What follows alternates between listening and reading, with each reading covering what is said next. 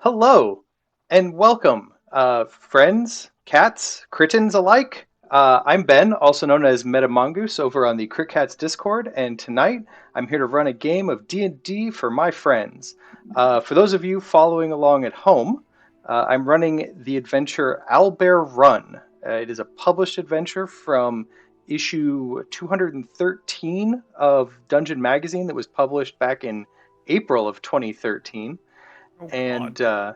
yeah, it's old. Fourth edition old. Um, Oh, yeah, I mean 2013. You're right. but uh, but yes, so we're going to. I've updated it for the fifth edition era. Added a few flourishes, and we're going to give it a spin here in this particular run, and see how it goes for me and my friends. Speaking of them, some of you who have watched some of our other streams will recognize a couple of these guys. Sasha, my friend from Tavern Talk, playing the Silver Dragonborn Paladin Thrakrin tonight. Hello. Nick, a alum from our Spelljammer game Star Chasers, playing the Eladrin Ranger Elrovis. A new addition to the adventuring group, Lynn, playing the Copper Dragonborn Warlock Vin Kothrogrin, which I will probably trip over until I shorten it to Vin. And then our friend John, who was on the back end of our Star Chasers game for a while, and he is playing the Eladrin monk Dersim. Dersim? I think I got it right. Fancy little mark there, so I remember that the I is special. Anyway, to start us off, you are an adventuring group. You've been adventuring for quite some time together, to the point where you are all level 5-ish. In that you are level 5. I say ish. We've established you're all level 5. Excuse you. Does that mean I get to be level 6? Ish. I don't like Ish. I don't like that trade-off on the other end. Who could say? You, the DM. Me, the DM.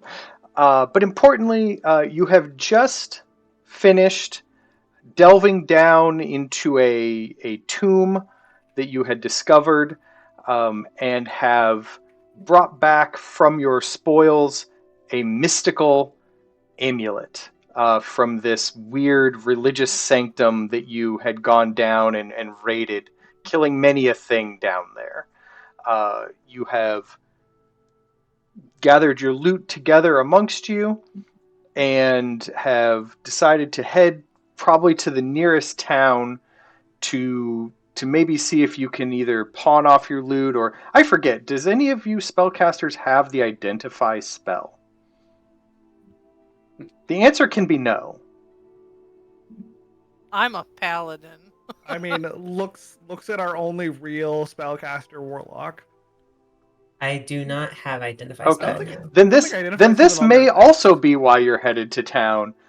You know that this is magical, this amulet that you have picked up, but you have no idea what it is, or if it is actually worth anything of true value at this time. It's not in your wheelhouse. But with that in mind, you're heading up the road, and I will move you to the map. So let me know when it has loaded. It has, in fact, loaded, at least. Sweet. I like when I can things see. load appropriately. So during your journey, you come upon an old cottage near a set of crossroads. There are several people kind of gathered outside the cottage as its owner, a wizened old farmer, hammers the sign into the earth at the junction. It's got a big block lettering on it, and when he moves kind of out of the way and everyone's kind of gathering around chatting about it, you see that it says Grand Tourney, the Owlbear Run. Duke Hightower seeks skilled contestants for this year's competition. Rewards of gold, glory, and fame. Inquire at the Telvorn Town Marketplace. The Milvorn Town Marketplace, north. And the old man, as he kind of sets his hammer down and kind of leans against like the low stone wall by the side of the road, kind of chuckles to himself and goes, "This is going to be a good one. Last day to sign up." Darcy just watched that like, oh, this looks like it would be kind of fun. What kind of an idiot would decide to race an owlbear? Guys, we should totally race an owlbear. Speaking of Dirseem, Dirseem, describe yourself to the viewing audience. All right. So most of Dirseem is pretty covered. While he is a monk, he is wearing a rather simple like white mask with 2 blue stripes down either eye. He doesn't seem to typically take it off. Other than that, he's got a long cloak that looks like it's been beaten up more than a bit. Like it's getting pretty ragged in places. Yeah. You wonder if he's had that for the past decade or maybe the past 100 years, or if he literally just pulled it out of a tomb. But other than that, pretty simple adventuring. Like not even leathers. It looks like very basic like cloth out wearing. You guess that he probably doesn't bother getting hit by the looks of it. But it's overall a very simple gear. It looks like he doesn't keep much to himself. All right. And Elrovis? Did you Elrovis- comment on the idea of how cool it would be to race owlbears? Yeah, sounds fun. Right after I vocally called anyone who would say that's a good idea an idiot. Yep. So challenge. So what has Elrovis got going for him? Elrovis, it's kind of a longer silver hair. He's wearing a kind of a darker green cloak over some leathers. Has a bow kind of strapped around his back and a couple swords at his side. He currently seems to be fairly carefree and energetic. Like the whole world is a party and he's invited. Seems good. There seems gonna rain on it. So it's going to be a lot of that between these two, Eladrin, let me tell you. What do either of our Dragonborn feel about this particular sign and or the people around it? So Vin, she has she's like listening to the lantern that she has. Lantern is her genie vessel because yeah, she is a genie warlock. She kind of holds it to her ear, kind of listening to it a little bit, and she responds with, "I don't know, guys. This may distract us from trying to figure out what we got from the dungeon we just came back out of." Thank God, a voice of reason. No, we could do both. I mean, I don't know. I don't know about that. Vin, she just wears a very simple outfit under just a basic like brown cloak, and the most significant things about her is that she is a copper dragonborn, and she is holding a lantern that is always lit on top of hanging on a stick. So when you Okay. say lantern, are you imagining like Like one of those smoke sensors that like floats and like a little light comes out, or like a rubby genie lantern?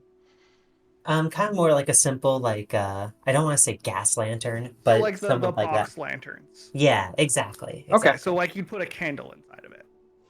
Yeah. All right. And Thrakrin, how do you feel about this?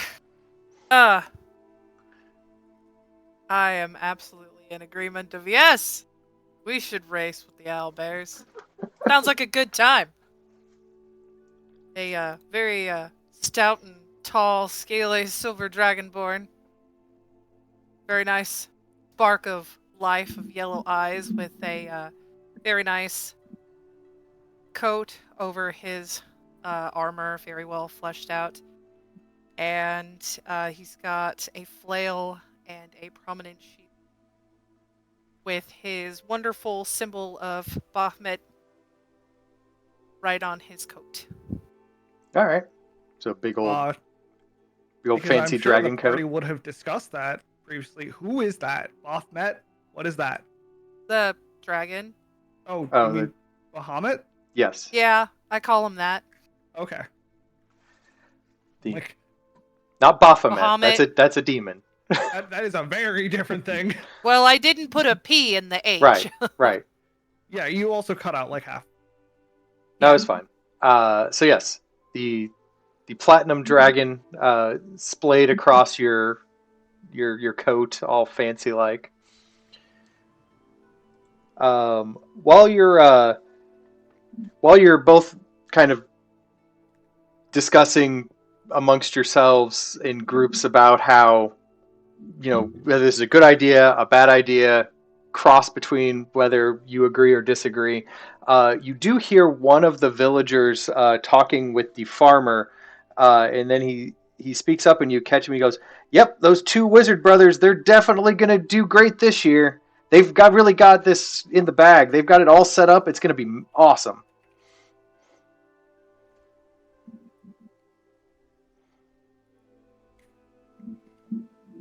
See, there's competition to be had. Well, no, for those of you who are interested, wizards can cast Identify.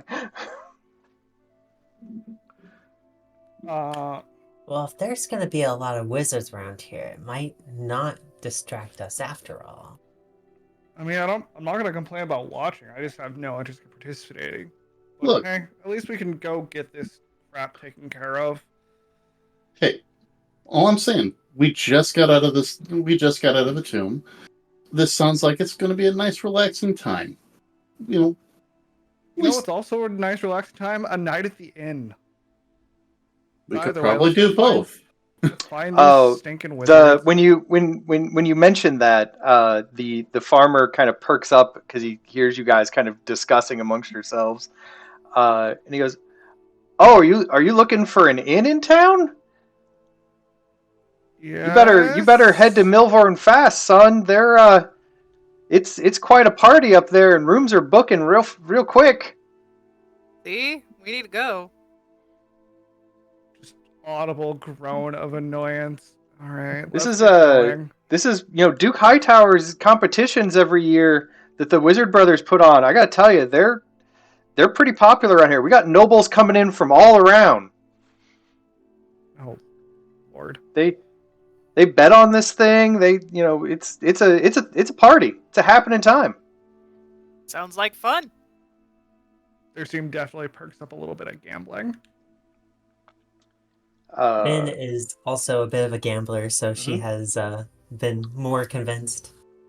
I remember one time where they flooded the valley and everyone had like ship battles. It was crazy. All right. Well, I mean, I guess we better get going if we actually want to stay here for. I'm guessing this goes on for at least a couple days. It can. I mean, it's been going on for a few. But the main deal happens probably tomorrow. This rate, if they get enough teams for it. Well, whatever poor saps join up, we'll see it eventually. From what I heard, wizards? 3 have already signed up, so we're getting Lord. close. Okay, but you were talking about these wizards, so they run it and Yes. participate in it? No, they don't participate. Dirk and Delzar, the Wizard Brothers, they handle the tournament. They come up with all the weird stuff. There was one year they opened a portal to the Feywild and made everyone go deal with an archfey to get some gift and bring it back. There was another where they just had like this great grand arena and they were just polymorphing people left and right while the fights were going on. It was insane. It sounds insane. I can agree on the sentiment. Well, But yeah, like I said, it's quite a deal. I think we best be off if we're gonna actually not sleep out in the woods again tonight. Let's make our way. Yes, let's let's go. make our way. All right. Well, let me pull you into the next map here. So you take the road north to Melbourne, a small town nestled at the base of a low sloping mountain, thick with forest. Today, the road is very crowded with other travelers, and the town's outskirts are lined with tents and striped pavilions from all kinds of nobles from abroad that have come in. The center of town has an inn. There's a general store, a church. Um, all of these are pretty bustling. There's a market that's kind of surrounds the town, also very busy right now, packed with merchants and stalls where money and crafts are swiftly changing hands left and right. The festival attendees are wearing garlands of flower in their hair. In fact, there is a small contingent of probably teenagers that when you guys get to the town gates have like these baskets with like little flower garlands, and they're just offering them to anyone who comes in if you want one. Totally taking one. Okay. Just I'm gonna take Slap one one too. on your head. just put it right on there. They like one of them kind of reaches up, but Thrakon, you're too tall. You're gonna have to. I kneel down. I lower down. They she like steps up on her tiptoes and kind of like drapes it on your horns. He I like adjusts how it so he wears it. we've already completely decided. All right, this is Camp A of the party. This is Camp B. See, the bottom area of your screens, we're the fun people. We're fun town. Is that what Yeah, it you see is? the other half? We're the ones that'll keep us alive. Meh. Anyway, so yes, like I said, the town is as described. There are a small contingent of main buildings, and then the large market around it, and then on the outskirts, the various pavilions that have look like they're all temporary structures that have been set up. Is there anywhere in town proper, or anything in town proper that interests you? I think first and foremost we need to try to get a room, right? I Yeah, think it was that's- two things. It was a room and then identify. Dare seems definitely gonna try and find a good place for boarding first, especially when he was just told, yeah, rooms are gonna fill up. It's true. So you're heading to the inn. Yeah. Okay. Is It this like is. a one in town, or are there a couple? No, it's just the one. It's not a. It's a decently sized inn. This is definitely kind of like a trading post town that leads to, you think, maybe a. It's kind of like a feeder town to a larger trading hub nearby. Yeah, I was guessing this is like just a town you stop in Right. for the trip. This is not your destination generally. Generally, no. That's why we've got all the tents outside. Correct. But the inn is here. It is called the Grumpy Griffin. There's a sign with like a very cross looking griffin gnawing on like a chicken bone or something, like some kind of lamb leg or whatever. I mean, better than my thought. It was going to be like a gnome's head. Oh no.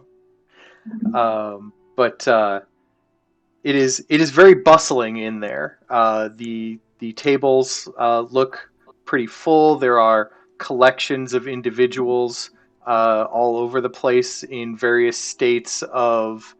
It looks like there are several groups that kind of match that adventurer mix, like you guys, that are kind of seated around all kinds of tables. There are townsfolk everywhere. There are people in kind of matching outfits, like you would guess are probably workers for various nobles that are running errands or staying here at the inn, and they're all kind of hanging out together as well.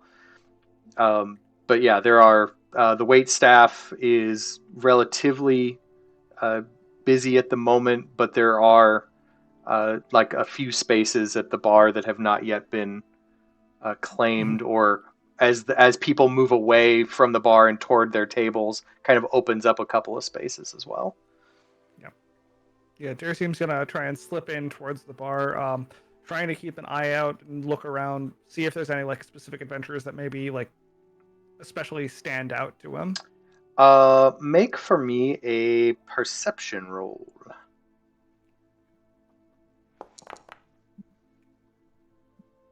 How's a 13? A 13 is not bad. There are, again, you clock several groups that are adventurer or adventure adjacent here. There is a table of a eclectic mix, much more than you would expect. It is a gray-skinned dwarf with kind of like a mohawk. He's missing an eye. Whenever he grins he's very jovial, but like whenever he grins his friends, you notice he's missing like 8 teeth. And around his table are like a couple of bugbears and some lizard folk.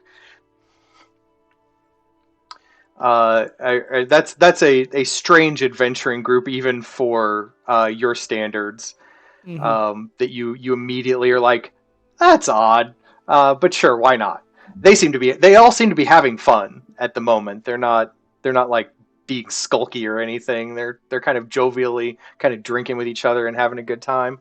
But that's the one that you definitely notice beyond the others that are kind of more normal adventuring groups and or townsfolk or noble workers.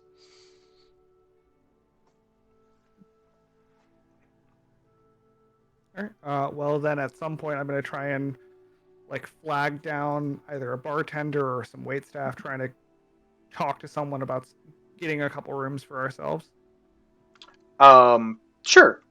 The person running the bar sees you. You kind of like wave to them. They wave you over. There's a spot. You can kind of have a chat. Mm-hmm.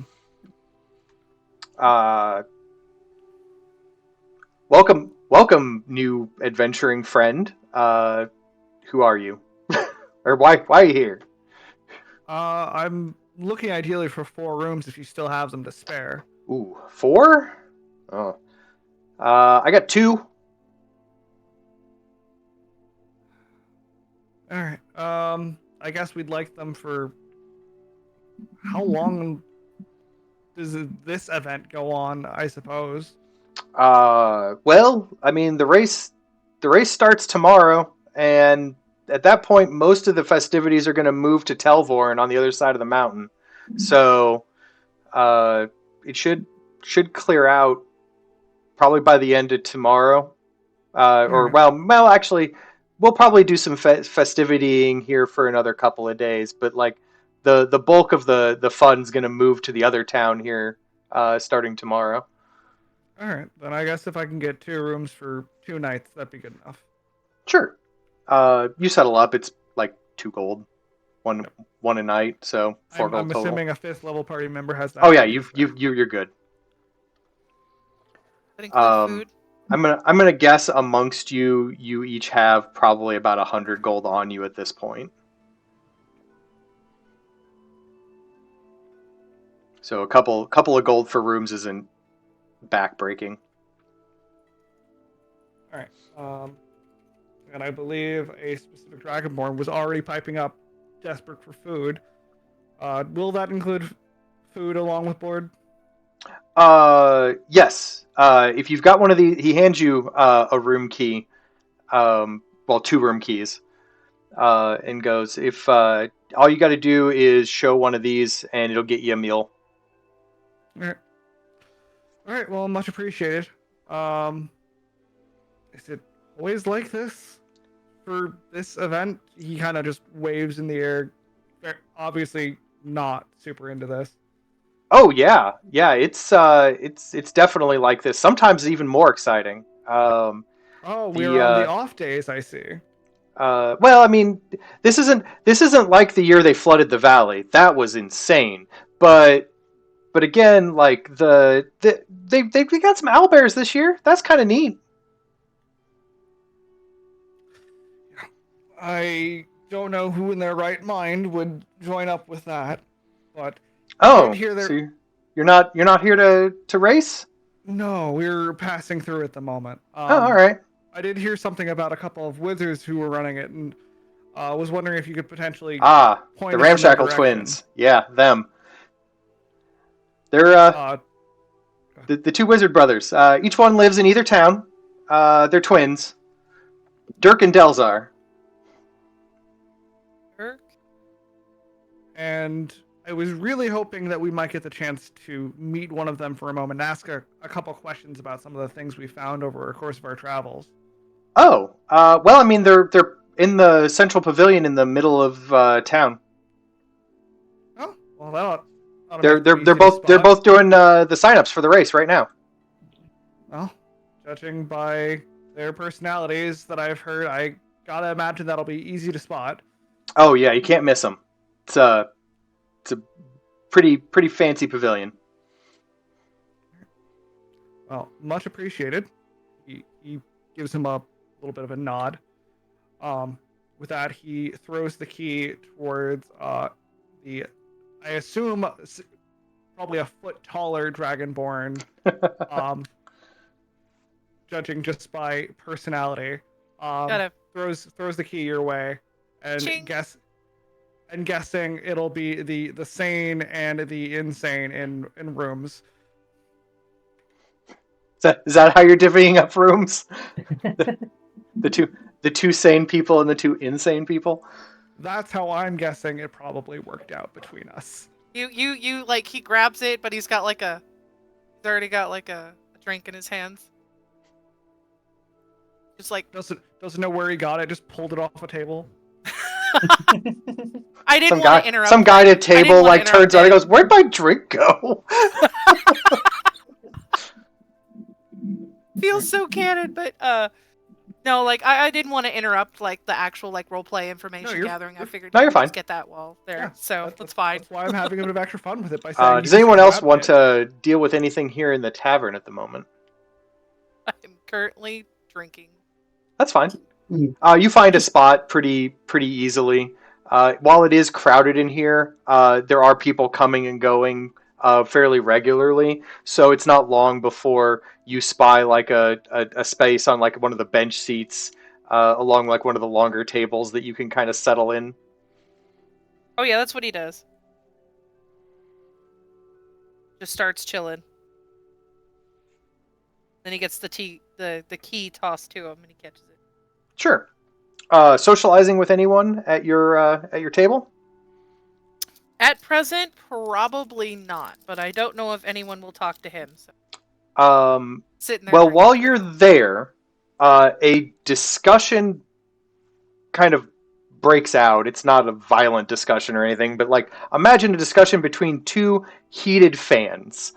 And one of them is very excited that Gremble Stormhammers is in the race this year, and tips his mug over to the gray-skinned dwarf in the corner, and cheers, and everyone in the and all of them get up and they all cheer back. And the other one is excited that Linnell's Fey Band is here, and she's probably got this one in the bag. Because she's from the Feywild, and owlbears are from the Feywild, and honestly, like, what is there to say after that? Oh. A certain Elatrin definitely cringes hearing that. Okay.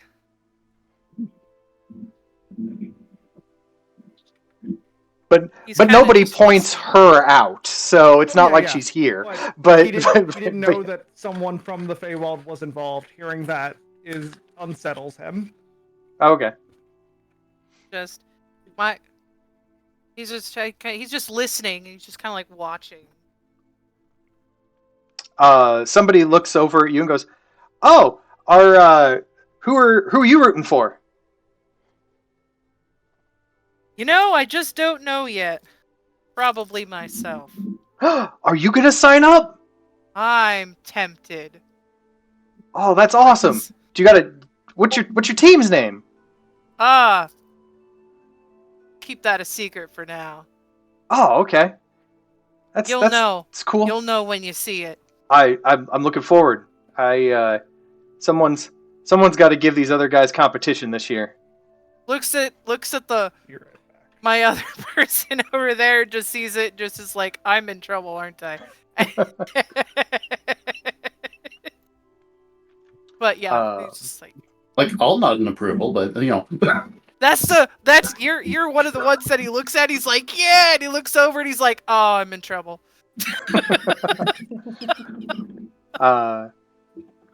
Vin, do you take any socializing, or do you have another target of your desires? Vin, she doesn't really do anything. She's just kind of looking around, not necessarily paying attention to anything, but kind of looking around like a little paranoid. Make for Um, me a perception check. Sure. How is 11? You feel like you are right to be paranoid. You're not sure why, but like every time you kind of are looking around, you think that you see some kind of figure with like an inner glow at like just the edge of your periphery that just keeps disappearing as you turn your head to look to where you think they are. It unsettles you because in your mind you're like, somebody's definitely watching me, but you can never clock them. All right. Well, I'll kind of tug at Sim a little bit and maybe mention that towards him. I'd be like, "Hey, I can't put my finger on it, but I think we are being watched." If this was one of the other two, we'd be like, yeah, there's about 50 people in this damn room. But he'll actually like take you that look and over and your other two companions are definitely being watched by the crowd of people around their table, excited about this new Owlbear team that they've heard about. yeah, we're ignoring that for now. That's why he looked at you and he was just like, oh, I'm in trouble. Just like kind of intrigued. But yeah, he's gonna try and take a like, not look like he's looking around, but he's definitely gonna like try and suss out whatever this thing his copper friend has found, or sussed Okay. out, I should say. Make for me a perception check. Perception, is it better this time? No. Yeah, you got nothing. Like you're Oh, almost sure that your friend is crazy. Quick question. Or maybe if they're or if they are seeing something, you can't clock it in this crowd. Just so I can get an idea, how tall is my copper dragon friend? I had this once. I'll say she's like pretty tall, like slightly, fairly short, I guess, for a dragonborn, but like slightly taller than like So the in like the average. 6'6" range. Yeah, like 6'5" Okay. even. Yeah, he'll like pat you on the shoulders, like it's fine for now. You're probably just imagining things. This is just another crowd for now. Vin kinda has like another side eye around, see if she can see anything else, but yeah, no dice. Just kind of forgets about it for now. That's fine. As you stop trying to look, the unease begins to settle a little bit. You're starting to kind of feel a little less watched. Elrovis, there seems to be quite a commotion over at your friend Throckern's table. he is now, I think he'd be telling a story or something I'll to I'll, get people's attention. I'll let the Raccoon have his fun. I'm just going to be enjoying the mood. It's a nice party celebration. Strike up conversation with someone that might seem interesting. If there's anything fun at the same time, it is. There are there are a couple of what look to be nicely dressed servants in differing outfits, so they clearly belong to different noble groups, and they are sitting amongst themselves at a nearby table, and pieces of paper and with like writing scratched out on them, and various stacks of coin are kind of moving amongst themselves. Curious. I'll kind of make my way over. Huh. How goes it, friends? They look up. Pretty well. Can we help you? Just got into town looking to see what's going on. Here there's this nice festival. Ah, yes. Duke Hightower's festival. It's the highlight of the year. That's it. One of them goes, the highlight of our betting year, you mean? I have some friends that appreciate that. But what's the... I'm just curious. What is this festival celebrating? I mean, it's not really celebrating a specific thing. The Duke just throws it every year to kind of like, it's a one of, as the other one's trying to explain, another one like pokes me goes, it's a group bonding exercise for the nobility. Okay, like, you call in your wizards, you make them do some fancy stuff, you get some adventurers in. The nobles can sponsor the adventurers, or the adventurers can join in on their own accord, and obviously whoever wins competitions, you know who to hire for the next couple years, because they did a good job. Huh. And the rest of us, we get to bet on it, so it works out great for us. That's good to know for everyone. So you've been doing this for a while now, or yeah, you've been partying to this for a while? Oh I yeah. have to know. I've heard a couple people talking about it. What do they mean when they said they flooded the valley? Oh, you heard about that one. So exactly what you think. They walled off 2 chunks of the valley, flooded it completely, and then manifested these like warships, and everyone got to sail around and like shoot at each other with like cannons and stuff one year. It was off the charts. Oh, interesting. And the valley, I take it, has survived well after that. And just making like one water in one spot. they clean it out afterwards. Like they're Okay. responsible wizards. It's good to know. One of them says, "Yeah, but I mean the sea battle was cool and all, but I really liked the one where they made everyone do an illusory obstacle course in like the abandoned mines under the mountain." Okay, that does sound entertaining. At least that to watch. was they broadcast that with their scrying magics, and that was really fun to watch. I made a lot of money that year. So, just out of curiosity, then, who's the favorite right now? One of them starts shuffling through some papers, and you see this guy like team names and stats. And he's like, well, I mean, I was probably gonna put my money on the Stormhammers, but I don't know. Brandok's Brute Squad is looking kind of mean this year. I think they have what it takes. Interesting, very interesting. Well then, I'm going to try to convince some of my friends that they should probably place some bets and maybe help along those similar paths for you. Thanks a lot. I appreciate you. If you need a bookie, we can hook you up. We might be looking for that. I'll keep in mind. Are you guys like competing?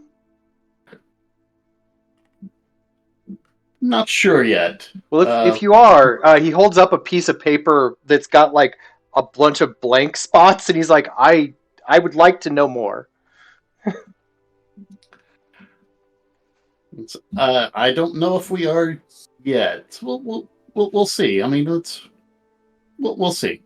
What kind of jobs do the winners usually get? Oh, the Duke has all kinds of things going on. I mean, he's runs the whole section of this, you know, country. So, if he's got a dragon problem, he knows who to call. If he's got, cults coming up, who to smash them. If he's got, he's got all, some if the wizards find some kind of like weird dungeon somewhere that they need explored, you call up the first, or if the first place team can't make it, you call up the second place team, but it's a good way for adventurers to kind of make their name around here. Yeah, okay, good. Thanks again, appreciate it. Yeah, and glad to I'll help. merrily make my way back towards the Grumpy too. Okay. I'm pretty sure I'm the only one who's actively grumpy. I was referring to you and the sign. Yes, the Grumpy Griffin sign. But anyway. If we show up with one less Eladrin tomorrow, it wasn't me. So, you all kind of coalesce back together again.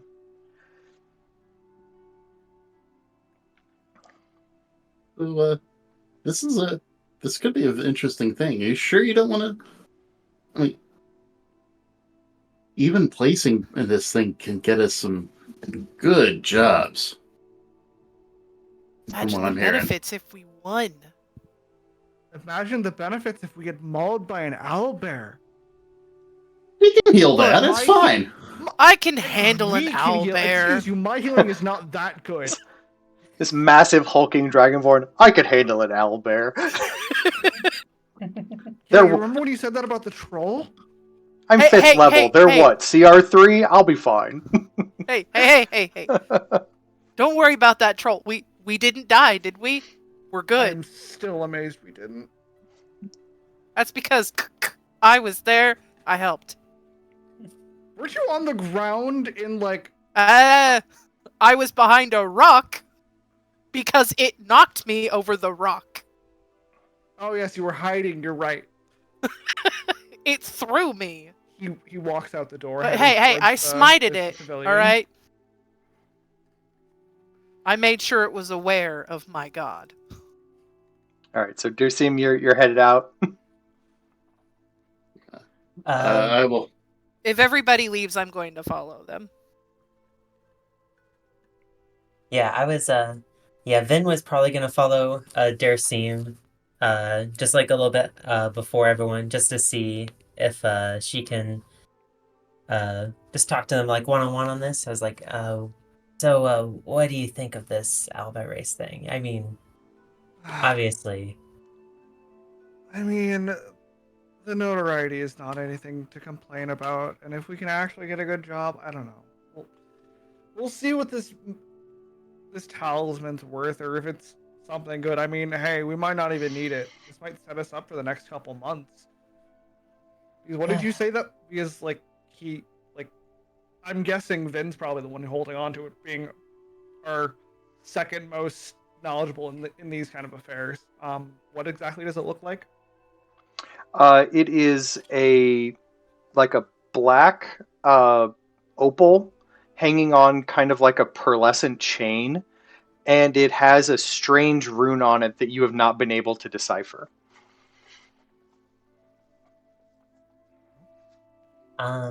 Looking at it more, could I potentially roll like an Arcana check to see if I can I'm gonna assume that you have done that earlier and have been unable to detect or to figure. You just know that it's magical. That much you're able to discern, and not like a little magical, like a lot magical. Well, you probably have a point. This thing is very powerful, but I don't know. Just the opportunity of getting more jobs just sounds so nice right now. I don't know. After that thing, I think we could have used a break, but we'll see. Well, once we know what it's worth, we'll figure it out from there. Sounds like a Lord plan to knows, me. do you need Thrakrin running around on an owlbear the next ever?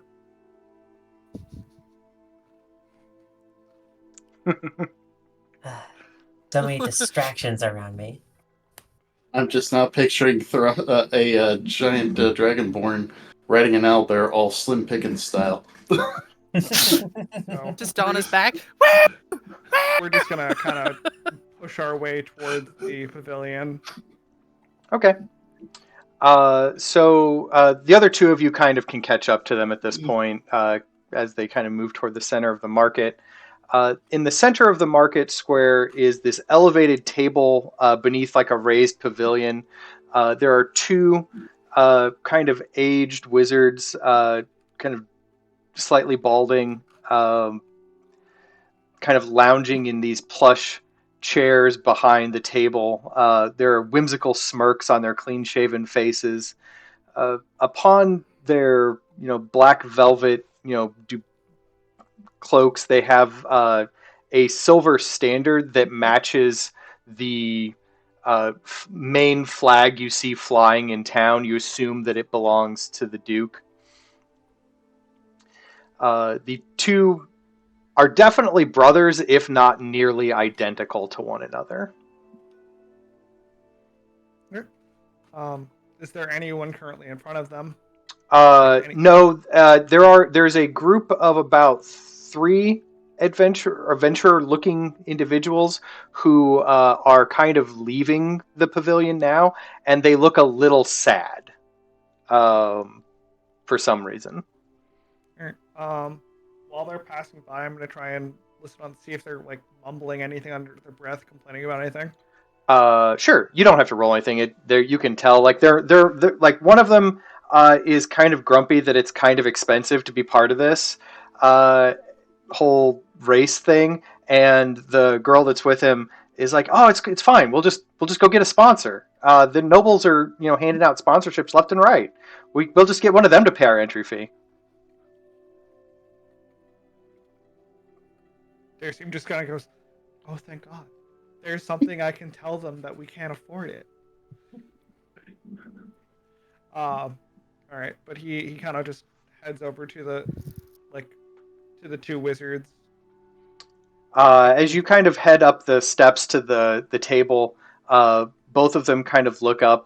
The one on the left sees you and goes, "Last minute entrance?" And before you have a chance to respond, the one on the right kind of gives him a little elbow and goes, "All I see is Owlbear Chow," and they both kind of chuckle to each other as if they shared a private joke amongst themselves.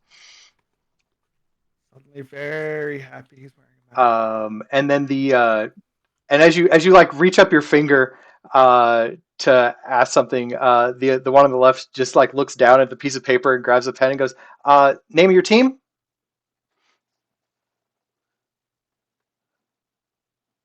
I was hoping we might be able to discuss that after I ask you a quick question. Oh, sure. Well, we got. You want the rules? We could. No, it's something a little bit unrelated. Oh, okay. We were hoping we might be able to order a quick service, as I'm sure you're both quite well versed wizards of yourself. We have an item that we haven't been able to properly discern its nature yet. Ah, yeah. Bring it forth. One of them like whips out like a black like a black silk handkerchief, and kind of like lays it out on the table. So Vin walks forward and grabs the amulet and puts it down on the handkerchief. When you set it down, they both kind of like stare intently at it, and the one on the right goes, "Oh, that does look fancy. Let's see what we got." And he pulls out like a little pearl, sets it down next to it, takes a wand and just kind of like starts mumbling a little incantation. As it starts to glow, various arcane symbols start kind of swirling around the amulet, and then kind of lift off of it as if kind of drifting away as the swirling continues, and just kind of like land like in his eyes, kind of like little stars in his eyes, but they're runic like scripts and stuff. He's like, "Oh, this is exciting. Where did you find this little treasure?" We found it with our most recent outing and out to a dungeon. Ah, well, this is a sanctum amulet, um, and I will read it off to you. But I've put it here on the main screen for those folks at home who would also like to know. It is a very rare, wondrous item. It While wearing it, you have resistance to necrotic damage, and you can cast Spare the Dying cantrip as an action or bonus action, your choice. And if you invoke the power of the rune, um, you can make a creature within 60 feet of you that was reduced to 0 hit points uh, be automatically brought back to 1 hit point um, as a reaction. So it's kind of has like a, what is it, the innervate or whatever spell you can use as a reaction, but you can only do that like once a day. Interesting, interesting. But yeah, he calls it a sanctum amulet, and he's like, I haven't seen one of these in a very long time. I thought most of them had been lost to the ages. That's a good find. Good find indeed. And with your professional opinion, about how much would you say one of these would go for? Ooh, to the right buyer, easily a few thousand gold. Dollar signs behind his mask.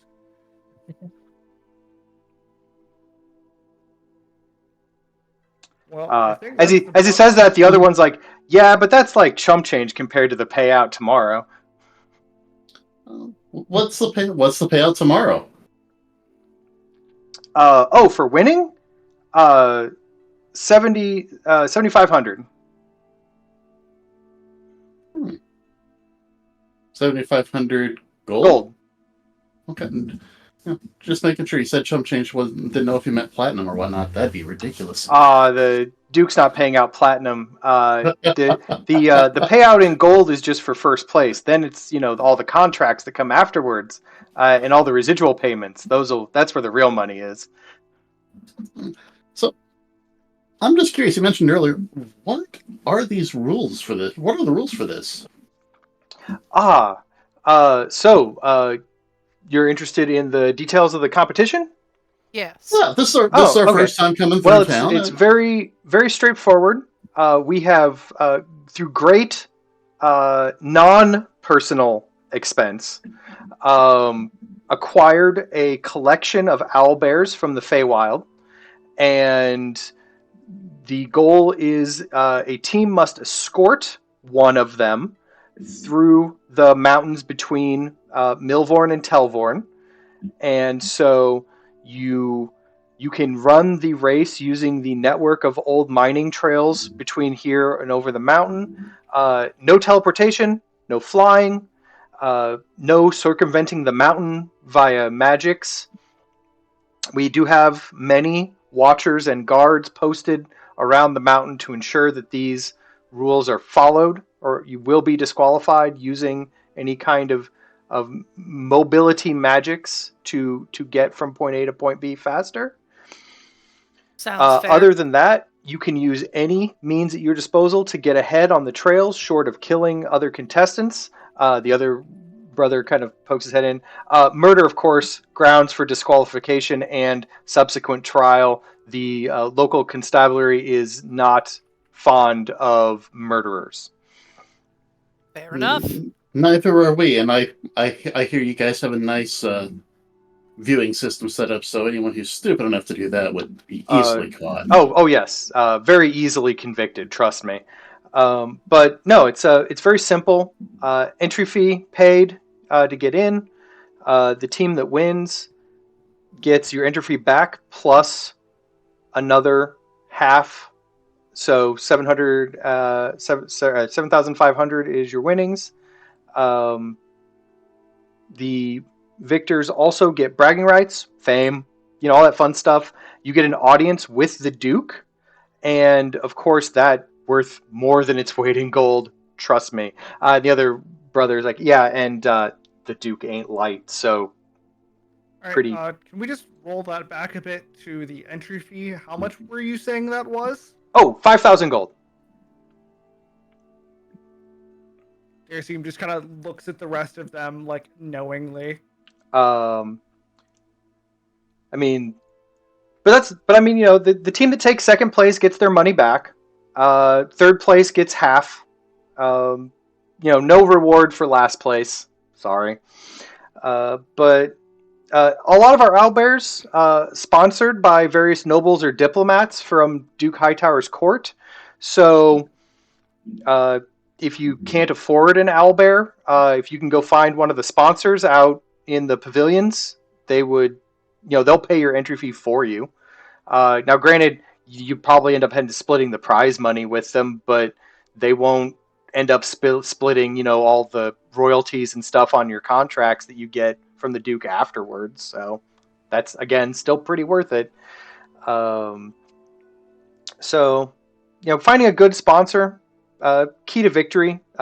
We have had some sponsors that, have had some power to impact the race a little bit. You know how they do, court, politics and all. Cheating. Gotcha. Less cheating, more.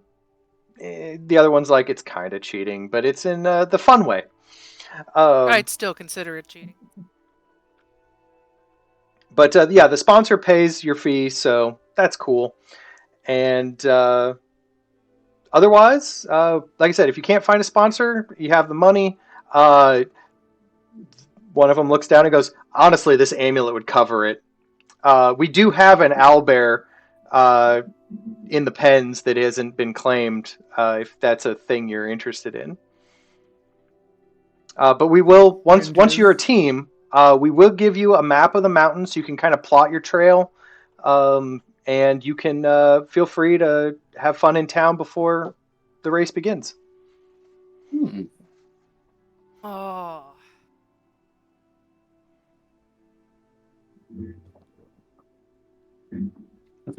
Just out of curiosity, how many of these sponsored owlbears are remaining? I mean, as far as I know, there's none of the sponsors have claimed. None of the teams have claimed a sponsored owlbear yet, so we don't really care about who's assigned to what owlbear until like right near the start of the race. So, but none of the nobles have let us know who they're sponsoring yet. Ah, see. Things to think about. I'm just curious. So I'm curious about another thing while they are thinking. I've heard you guys have done some fun stuff with this kind of event in the past. What's been your favorite? Have.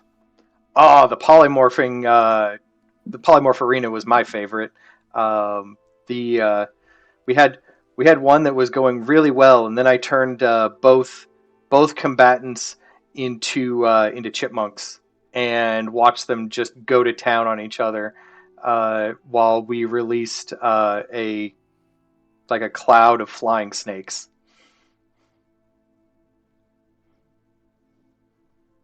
Interesting. So mischievous, yet it sounds fun. At least to watch. Yeah. Sounds like a great event to watch. But that's entirely different from an owlbear race. I mean, Stares at you. what? We're not going to get turned into chipmunks racing an owlbear. He's Stares not at wrong you. there. He says that, and one of the brothers just kind of like, Sorry. well, Let me I mean- restate that. It's not. We don't anticipate being transformed he's like, into now that you something mention it, he different. starts scribbling something in like a little piece of paper next to him.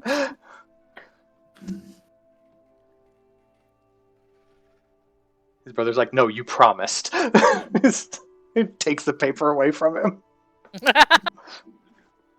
Save that for the people. Save that for the murdering idiots. Have fun with them. But anyway, so are you interested? We can sign you up. You don't have to pay now. You just have to pay before the race. I'm just gonna kind of look over at their scene. Ben kind of puts her ear to her lantern again and says, I think we should do it.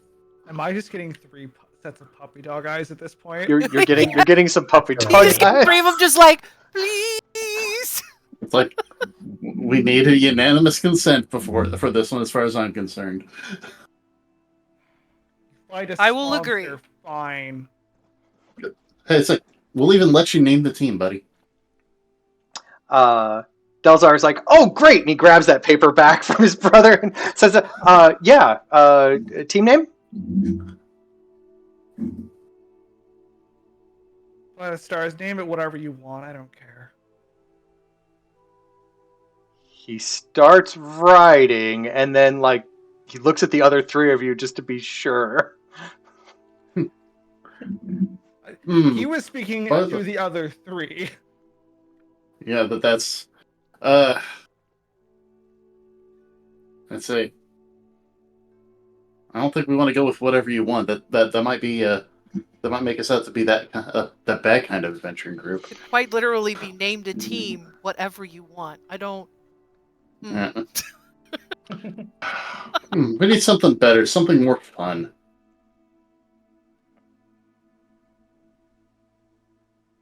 I actively hate naming things. So I mean, that's true.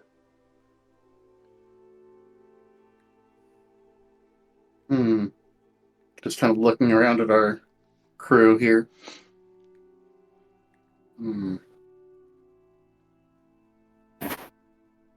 That's it. Edit character. What season is Dersim in? he would definitely be in winter. Okay.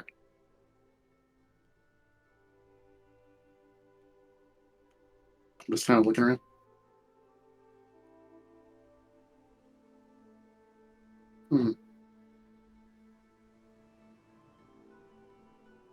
I don't think we can call ourselves the Four Seasons. I hear there's someone out of Jersey that will complain about that. No one. You have a bigger death wish than I thought you already had.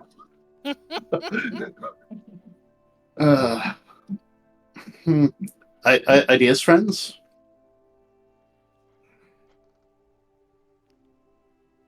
At this point, Dersim just goes and leans up against one of the posts of the pavilion, leaving this to the other three. What about the rising stars? He just goes, I don't know.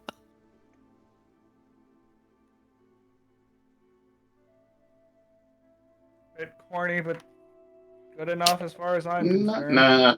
I think that might give the wrong impression. We're trying to get jobs later. He's better. Delzar's like, twigs and tails, got it. Nah. Seems fitting enough, either way. No, I'm good with it. Whatever. Do have a tail. And what's your specialty? Specialty? Yeah. It's what it sounds like. What do you do as a group?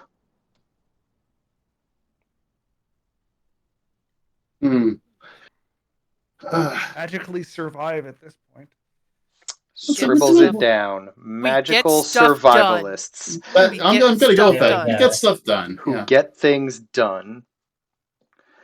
We're gonna die. And he's like, all right, well, you're on the list, so all we're going to need is payment. Like I said, he hands you back the amulet and goes, we will accept this 100% as payment. No questions asked. But otherwise, if you guys got like a stack of gold somewhere, 5,000 is all we need. Or Just give us or have one of the nobles give you their symbol chit, and we'll wring it out of them later. Sounds acceptable. Thank you, gentlemen. Thank you.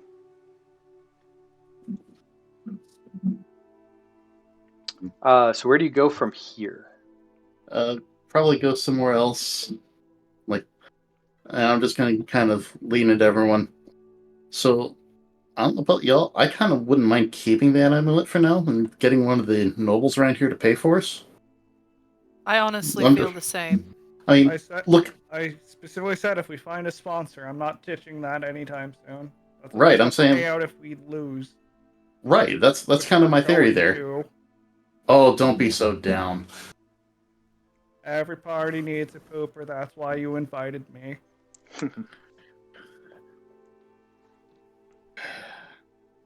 It's okay. Spring will come for you soon, I'm sure, but Again, if one Eladrin doesn't wake up, it wasn't me.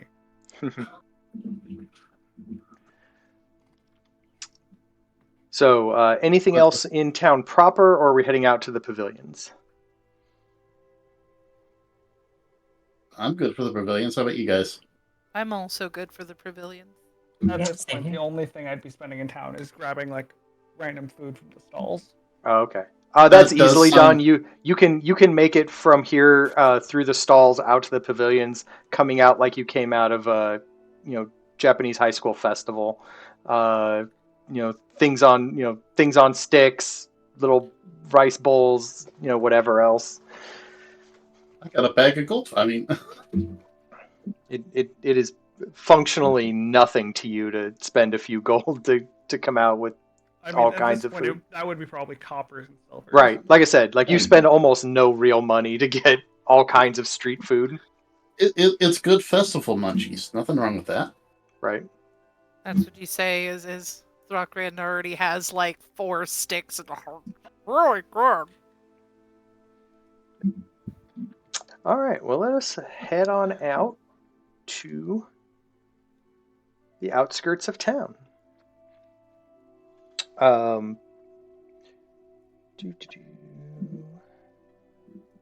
Here's my sponsors.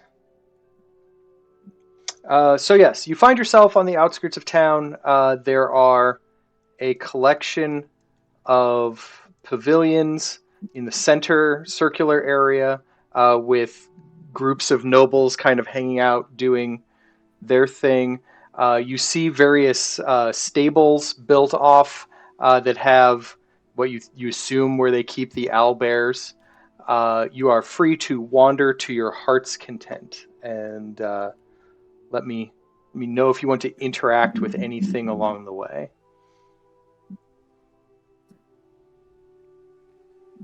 So, I'm probably just gonna try to look and see who I can see at these pavilions, if I can get an idea Same here. for what. From where you're type of currently people standing, we've you can't got. really see much because there's tented pavilions that I can't place on the map. So you'd have to enter the central circular area to get a better understanding of what's going on in there. I'll probably make my way towards there and just kind of peek over at the nice big, stable area off to the side. Okay, well there is an owlbear in that stable area. It is kind of covered in like a dun-colored feather, speckled with black spots. It's big, hulking. It stands upright in its pen, currently ripping the haunch of an old horse, just kind of gnawing away at that. And it kind of glances in your direction as you approach, but otherwise ignores you, kind of focusing on its meal. There are 3 individuals kind of near that pen that are also watching the owlbear, trying to decide if that's one that interests them. They're kind of sizing it up. So these 3 look like they're adventuring types. Yes. I'm gonna probably like walk a bit slowly as I pass them, kind of try and eavesdrop, but I'm not going to stick around them for too long. Sure. Make for me a perception check as you saddle on by. Hey, look at that. Still Yeah, not 15's too not great.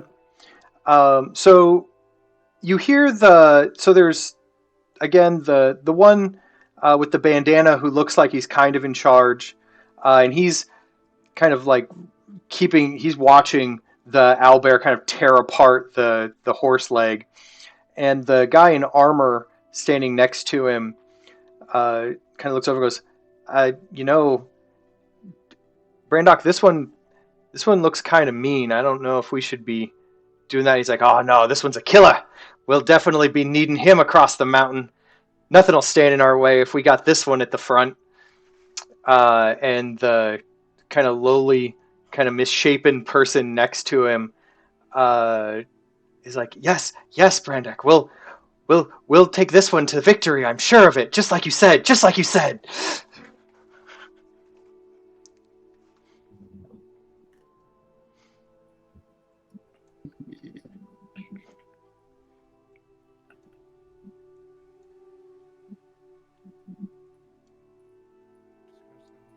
Alright, so Vin is As you do wander by, Vin and Thrakran, you notice that the armored individual turns and looks at you guys and kind of sizes you up as both Dragonborn kind of pass by them. I will match his gaze. All right. Continue walking. Make for me an insight check. Boy.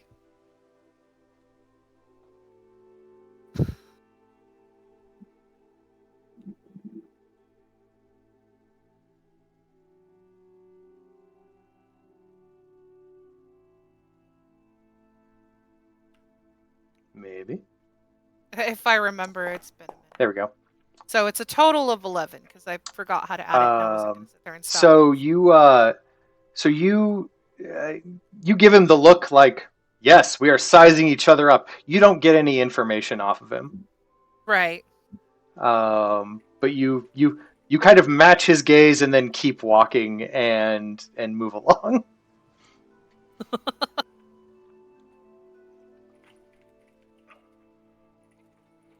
But yes, as you pass the circular entrance to the main pavilion area, you see there are 4 various tents set up and little there are 4 different standards and colors of tents. So you assume that there are 4 different nobles in this pavilion area, and there are various hangers on. But is over here. Is that like a tent of its own that I can see into? That is a fence. That is not a tent.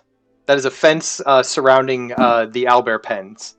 No, I mean the 3 characters that are just outside. Oh, no. They're just standing outside, like looking into the owlbear pens area. Cool. The second I'm guessing that's what I think it is. Yeah, we're just gonna quickly move this direction. Okay.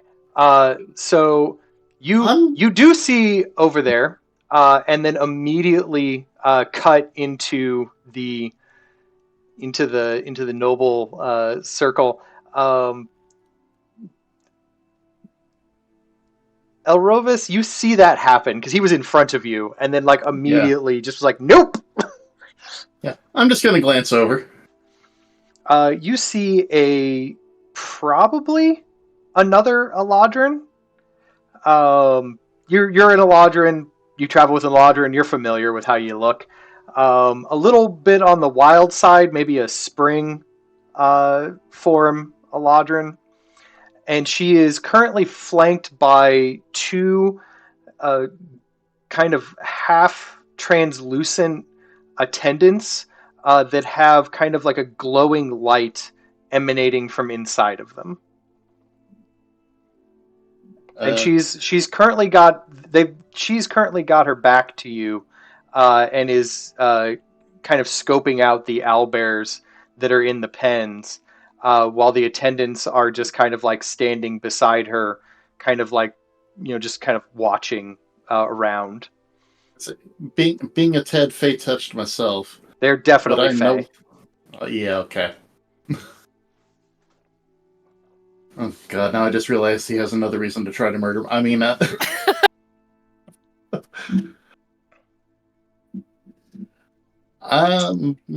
Vin, gonna you make note of see that. those two attendants, and something in your brain clicks from earlier about a slightly illuminated invisible object you couldn't quite see. Oh yeah, that is right. Hmm. And you're like, crap, I was being watched.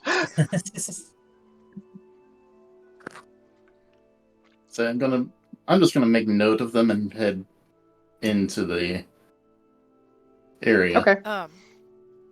Yeah, I'm gonna do the same.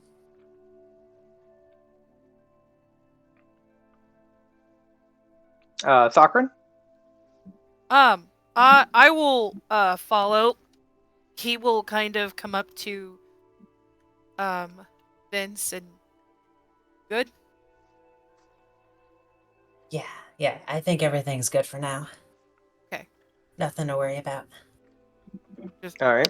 thumbs As up. you enter in, the first two on your left and right.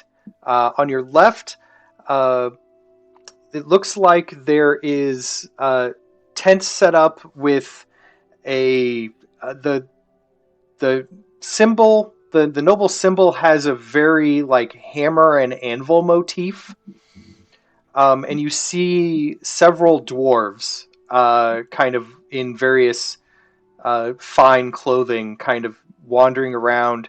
And inside the large tent that's got like a big open entrance, you see a young, red-haired dwarven woman who is with like a little diadem on her head, who is kind of holding court in her tent. Uh, to your right, you see colors all blacks and reds. There is a picture of a tree with a like a black raven carved into the trunk uh, as the symbol, and there are two very over leathered individuals standing at the doorway, and the lighting isn't so great in the tent itself. And you do see kind of like a shadowed figure on a chair with like a cup in his hand, like getting served by like one of his attendants. Those are the first two that you kind of can see from where you are.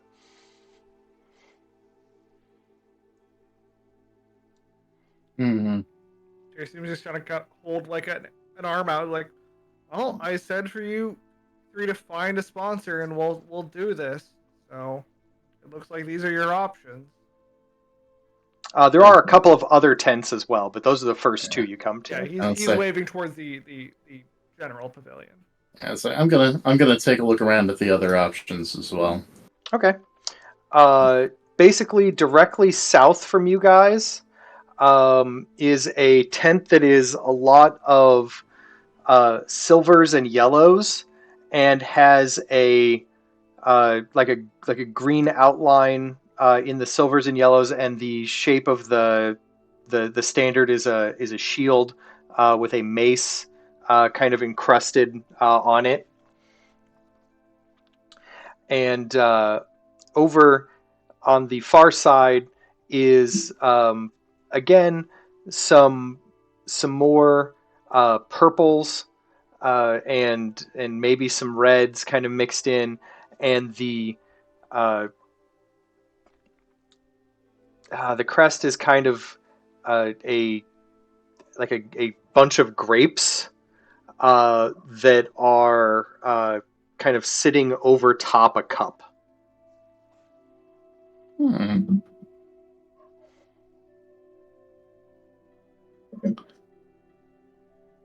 I'm just gonna kind of look at my And but companions. those seem to have mostly humanoid. Your elves, your dwarves, your humans, and even mix really amongst the two of them.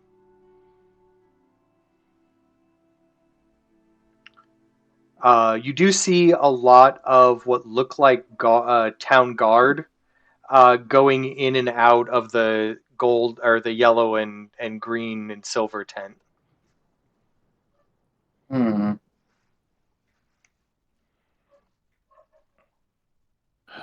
That's a tough call. So, I'm gonna just kind of whisper in. Do you guys have a favorite you want to talk to first? Because I'm thinking one of the two across the way. Kind of thinking those two. I also like, yeah, those two are good. Eloquent as always, my friend. Well, Elrevis, it's your idea, so I think you should lead the way. Go ahead. Grapes it is. Grapes it is. Grapes it is. And we'll kind of lead our way over towards this group. Okay.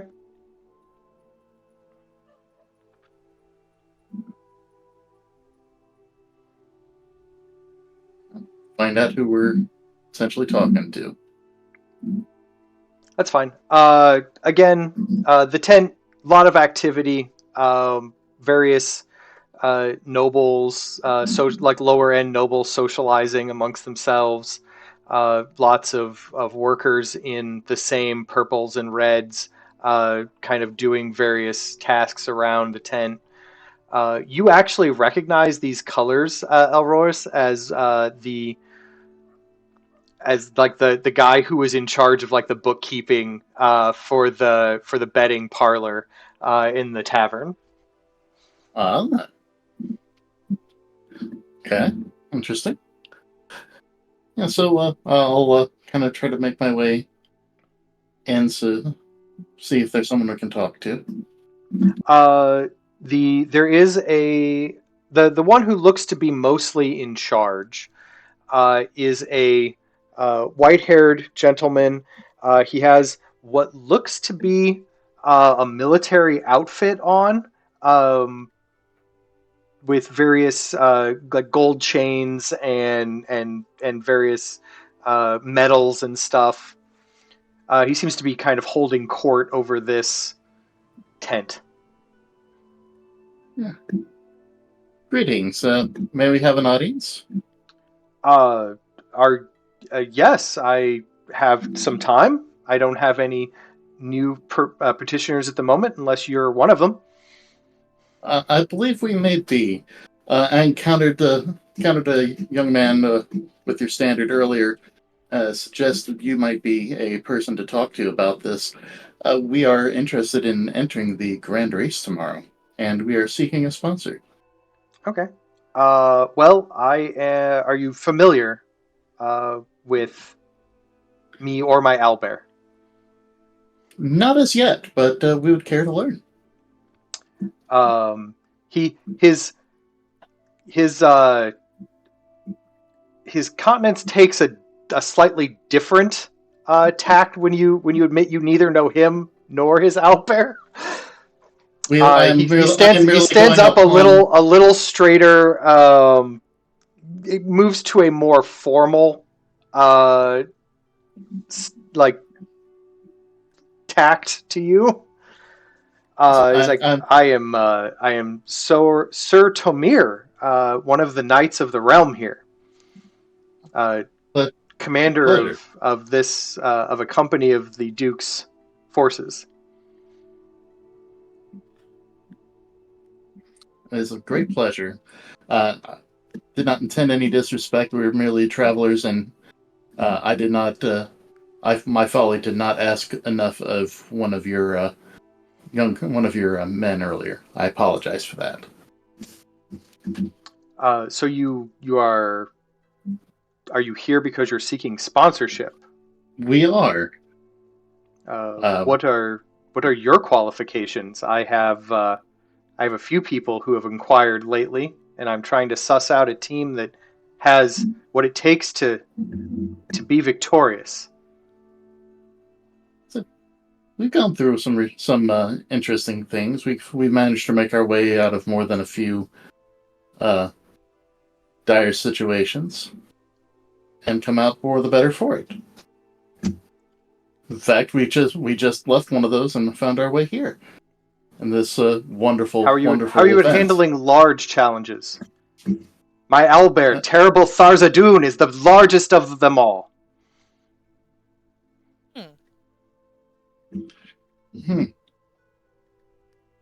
So, which one was he? Is he the pin over there, or with the other? Oh no, that is the unsponsored owlbear. I believe they call him Rolling Boulder.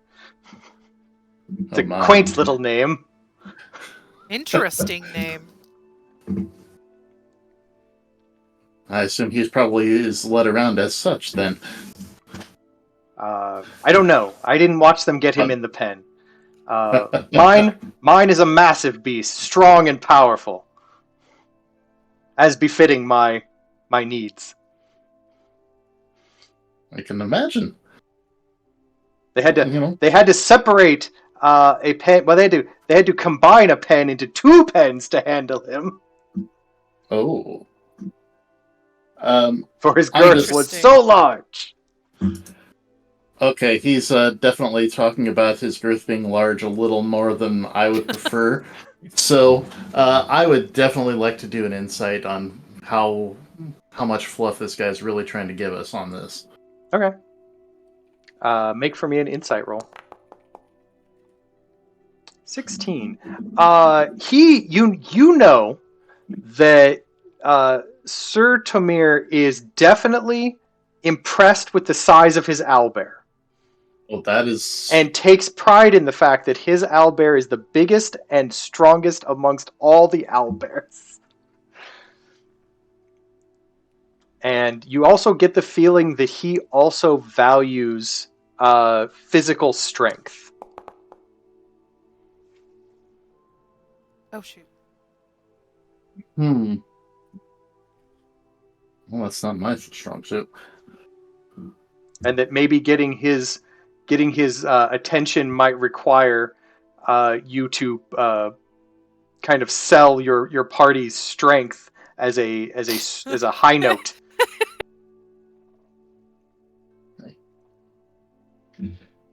Well, Yeah. strength, you say? We've got the strongest paladin of the land over here. Isn't that right, Throck? Oh, no, I'm just kidding. You're just over there like, these guns! Have you gone to the gun show? Oh, no. No. He kind of stands up straighter and he goes, yes, I am very strong. Stronger than some of even more of my dragon kin, and he like thumps his chest. You're standing next to not a strong dragonborn. You are correct. You are stronger than some of your kin. This not is lying. Very true, yes. It is very obvious he is very well built. Such strength has helped us in the past. It's been very beneficial. All right. So how do you plan on showing off this strength to him? Like, other than just like, do you plan on just like trying to look bulky and intimidating, or are you gonna like try like some kind of feat of strength to be like, you see this rock? Ha! I juggle it! Ha! Or something. Yeah. What do you? Let's see. Because you look impressive, but he's not a style. He's a substance guy. Guy is a showboaty guy. I need 2 lightest characters. The Eladrin. Yeah, yep. Both Eladrin by a long shot. He wants to put them on his shoulders and have them where he can like lift them up with both of them in his arms to show that he can carry both of them. Okay, I'm good for that. I'm going to need 3 things. Oh no. From Dice, please be Thokrin, nice to me. I'm going to need an athletics check. From the two Eladrin, I'm going to need acrobatics checks to remain to balance appropriately on the hands of the Dragonborn and not fall off as this happens. Okay. All right. All right, that's not shoot. terrible. All right. Oh, That's that's really good. And now for the athletics check. Oh, why do you do Oh. this to me? Dice. Um, I get a +6. Why do you do this to me? so you guys did a great job, like staying stock still as this happens. Why do the But dice do like, this to me but every like, time? Thakran gets you about halfway, and then all of a sudden you both notice that the muscles start like shaking a little bit. And he's and Darn and it, then dice. she doesn't get all the way up, like has to give up like 3/4 of the way and set you both down. Darn it. It's because of the dice. I'm blaming the dice on this one. Sir Tomir kind of does not look like a little impressed, but not like super impressed. And he's like, I don't know. Maybe how about this? Take some time. Wander over to the Owlbear pens. Look my Owlbear in the eye. And if in your soul you know that you have what it takes to master this mighty beast, come back. Sounds reasonable to us. Thank you for your time. I appreciate it. And I'll kind of back away. Well, he's a character. While we are leaving, Thraken pretends to like roll up his sleeves and he just goes, "All right, looks like I'm wrestling an owlbear today." Let's see who else we have here. And So, kind of Finn, I know I make this joke a lot, but I think Thokrin's gonna die today. I'm sure of it this time, I swear. This is at least the 30th time he said this. That's okay, you have a new amulet that can bring them shoot. back to 1 hit point. That's very much still in our warlock's possession. Question, does that amulet need to be attuned? It does. Cool. Well then, we kind of make our way over this way as we're going round the round. Okay. Let's see what we have here. So as you come up to this tent, like I said, lots of yellows, greens, like silver outlines. There's a lot of a lot of the what you would consider guards for the tent are wearing the exact same outfits as the actual town guard. And there is a finely dressed man in like a gold coat and green with like green highlights that is inside. He's kind of a thin human, kind of like graying yellow hair. He seems it's got kind of like a friendly attitude that's kind of exuding from him as he's talking to various folks who are coming in and out of the tent. You do hear as you are kind of coming up, one of the soldiers salute him, address him as sheriff, and then leave.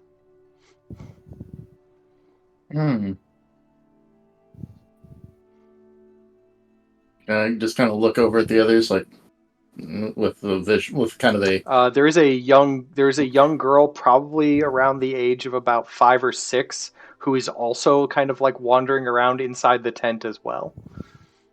So a bit smug. Drusim's gonna go, all right, so you couldn't convince a knight. How will you convince a town guard? Well, obviously, Thakman will have to lift us for this one.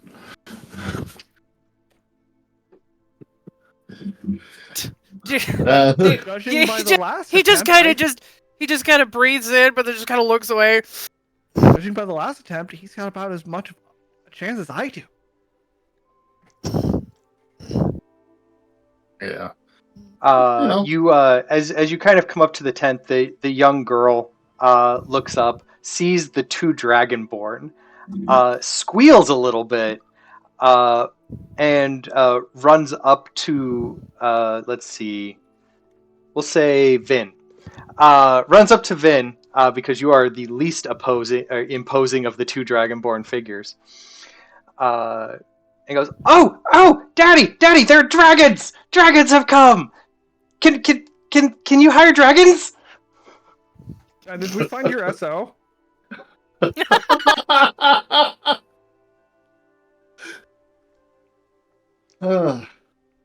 Vin kind of looks around, not quite sure what to do. Trying to figure out what's gonna happen next.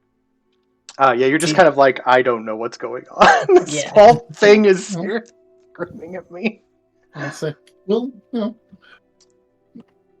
that's that might be why we were here. Actually, if we may have an audience.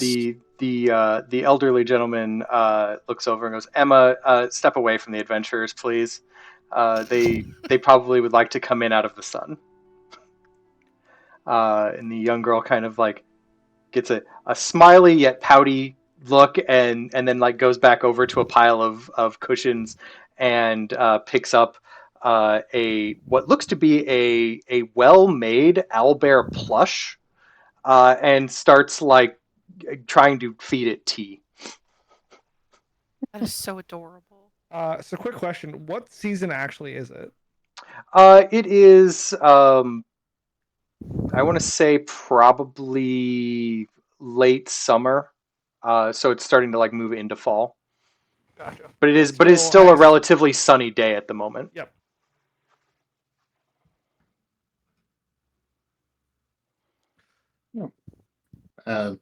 Was kind of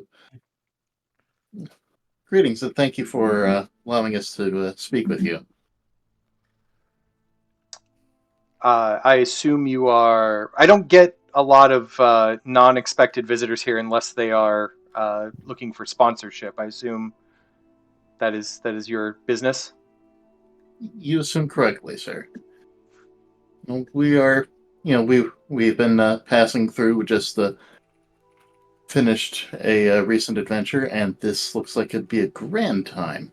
And we would love to have a sponsor assist us with this new adventure. Well, what are your qualifications?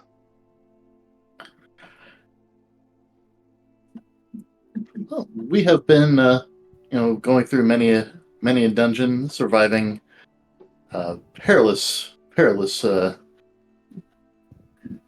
tasks inside them, and it's just like the one we had recently departed. We've been doing that for some time now, have we not, friends? Yes, this is correct. We've been a team for a while now. Feels like decades sometimes. Oh, that's decades fly by. You know that. Time flies when you're having fun. So you've formed a cohesive group together. Yes. Oh yes. It may not always seem it, but that's just you know how friends are. We joke with each other. It's always a good time. Adhesive like tar. Strong moral bonds hold you together then? Oh yeah. As he says this, Vin listens to the lantern a little bit more.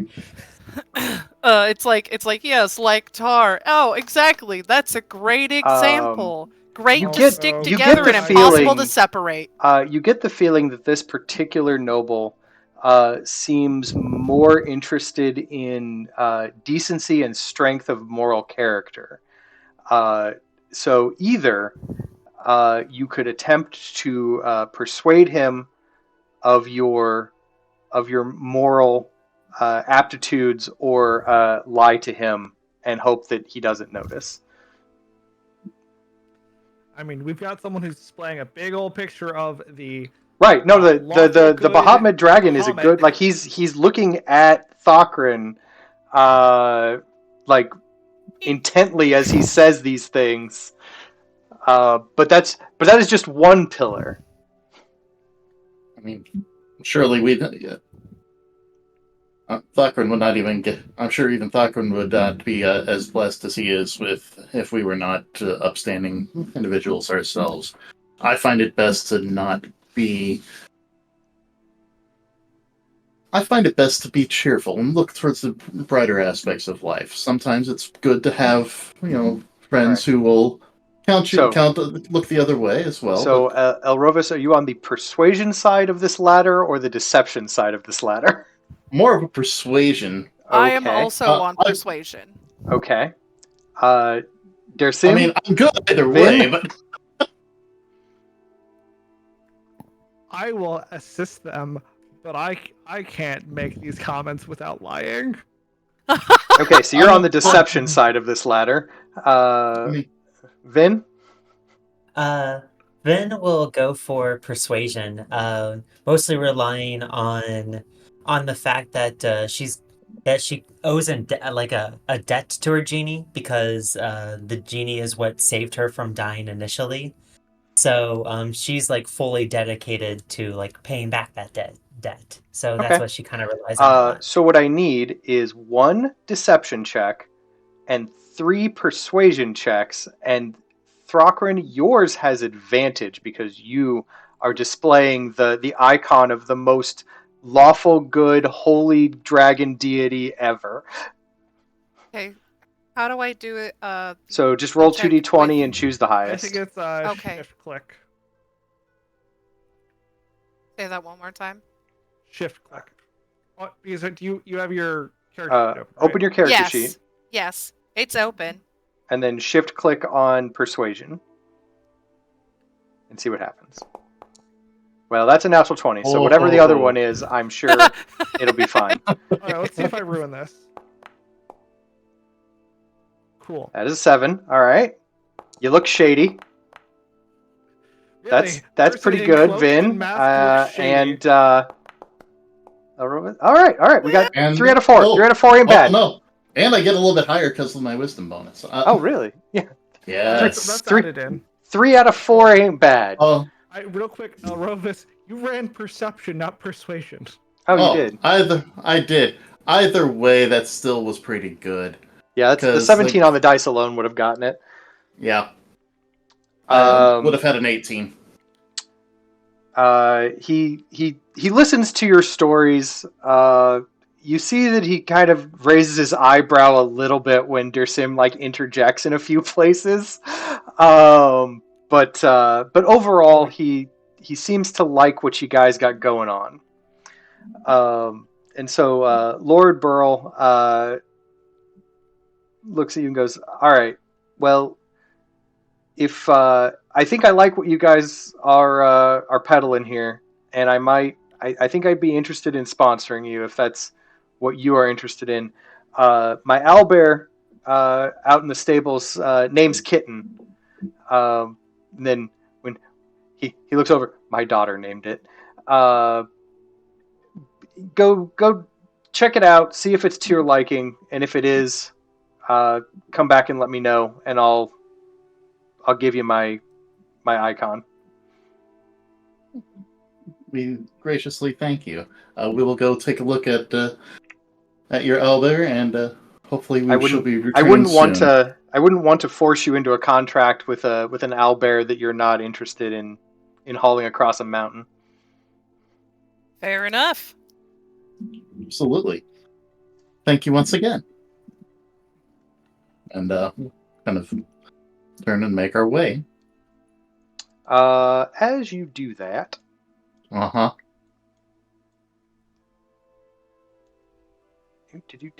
Yep.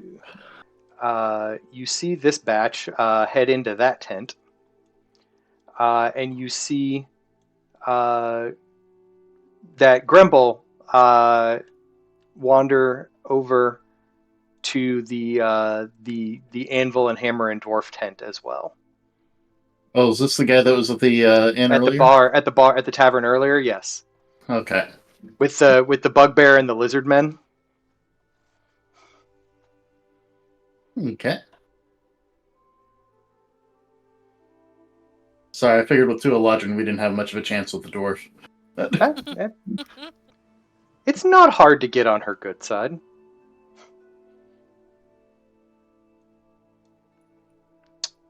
But we'll make our way out, and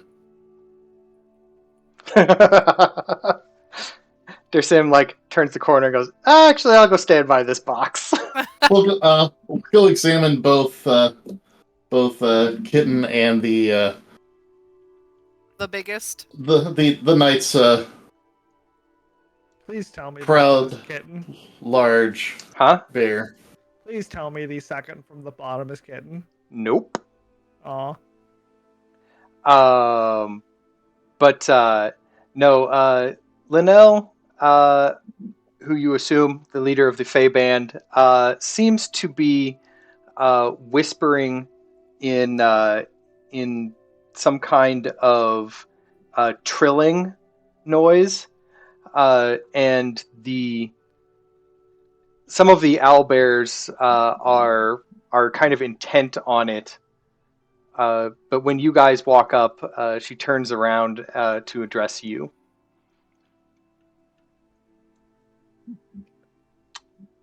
A fellow Eladrin. Pleasure to meet your acquaintance. I am Linnell. I also a traveler here. The pleasure is shared. I am Elrovris. Well, sorry, Elrovris. Yeah, Sorry, that it's been one. a long day. Rovis got a crush. Can't even say his own name right. Tonight, the part of Elrovris will be played by a man who's tired. Taking part in the festivities. Believe so. It seems like it will be a entertaining time. Well, it seems to be shaping up to be a fun competition. I wasn't expecting more denizens of the Feywild among us, but should be fun. Indeed. Vin interjects, "Oh, are you competing as well?" I am, yes. This is my second year. Oh, do you happen to have a team with you, or are they somewhere else? Yes, she waves to two of her translucent attendants. I have a small band with me from the Feywild this year. When I heard that we were escorting an owlbear across a mountain, I didn't expect I would need to bring quite a large group. Vin kind of looks at the two she points at, and kind of goes quiet again. Well, I've inspected the owlbears, so I will leave you to it. You will have a wonderful evening, and I look forward to seeing you on the starting line. Enjoy your evening as well. Kind of wanders off this direction. Dear Sim, are you attempting to hide behind that crate? I am trying to kind of look unassuming to the point of literally hiding. Make me a stealth check.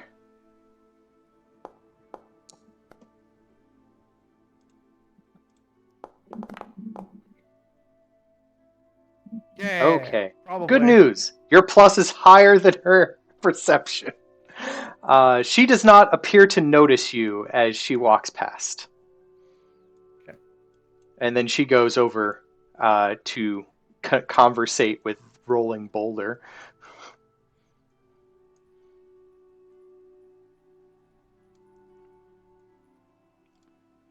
So you see a line of owlbears in pens.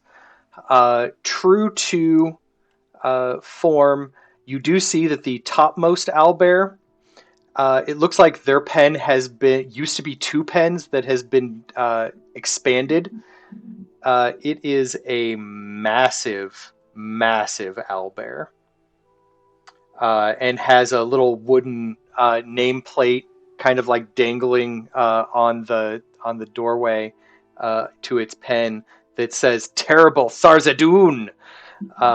It is a male owlbear so large that two pens have been combined to make up the living area.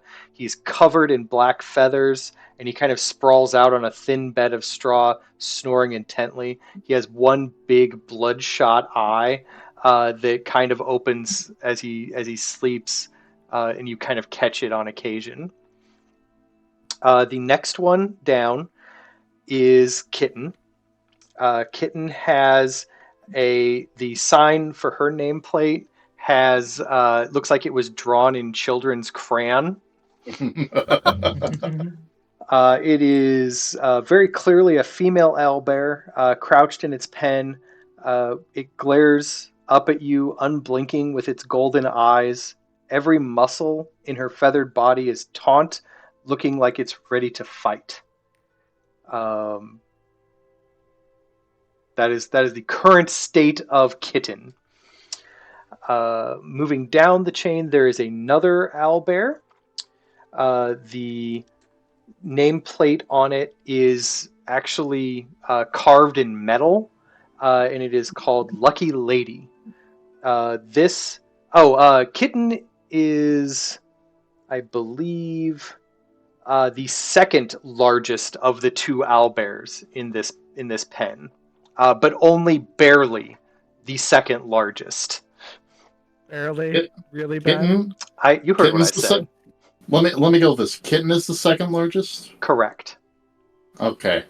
Terrible sounds like they're Tharzadoon going- is the first largest. Yeah, it sounds Right. like they're going top to bottom, big to small. Sort of. But Lucky Lady is crouched in the pen. Or no, I take that back. That was the crouching and glaring owlbear was Lucky Lady. I read you the wrong description.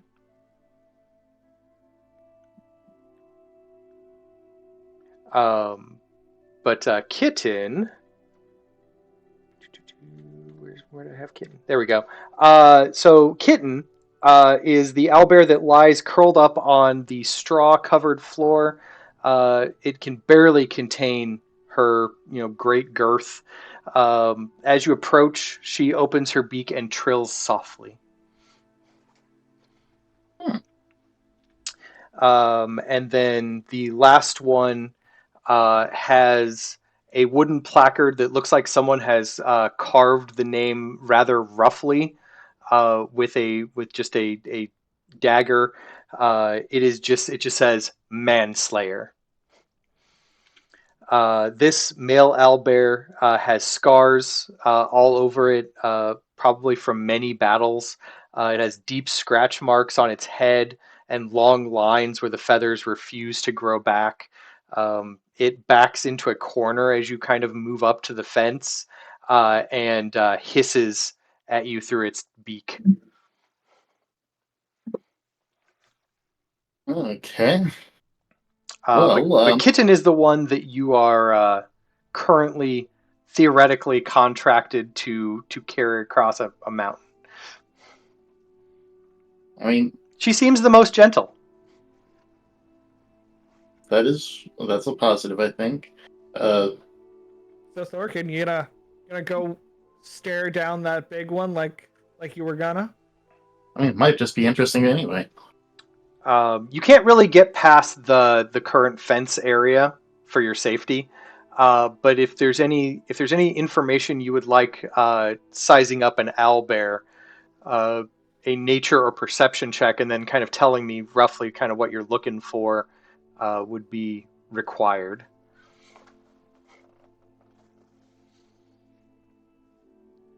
Nature or perception?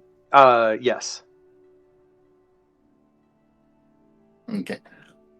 I'm going to try to size up Kitten, just to see what I can figure out from her. Okay. That's a pretty solid roll. Are you by nature, you said? Or perception? I You rolled perception. Okay. So from what you can see, as she's laid there, despite her large size, she does not appear to be lazy. And despite its soft trilling, she does not appear to be hurt in any way. And she's currently kind of laying down in a straw that's kind of been worked into kind of a nest. Okay. The other owlbears have not exhibited this nesting behavior. They're either just laying on piles of straw or have backed themselves into corners or whatever. Would a Mr. Ranger know why that might be? I'd say that's probably where we start going to that nature check, isn't it? That would help. No, Yeah. You are unfamiliar with owlbear ecology. ecology, so you are unclear as to why she is the way she is, while the others are the way they are. Mm. Well, if our ranger doesn't know, I sure as hell don't. Maybe she's just a nice owlbear. I mean, that is possible. Hmm.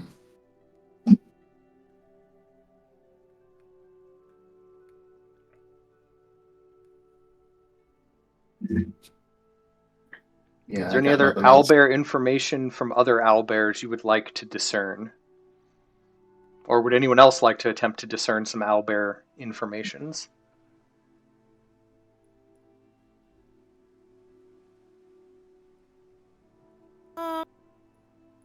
I think my character's going to kind of just watch the one that's labeled kitten more. Mhm. Like I Just said, kind of study more very of her behavior, very like gentle. it's odd. Yeah. Lays there, trills at you softly, kind of curls up in her nest. Knowing that it's this odd feeling knowing that she's comfortable. So like he kind of snorts a little bit through his muzzle and goes, "Do you think she may have been raised by?" Kind of indicates the owner. I mean, weren't all these captured from the Feywilds recently? I don't Yes, imagine they were. that is raised. what the Yeah. wizards told you. That's what But, the wizards told us, but Viter seems gonna kind of elbow you a bit and go, "Well, after all that high and mighty talk, you're not gonna stare down the big one." of course I'm going to stare down the big one. But we're not technically interested in the big one right now.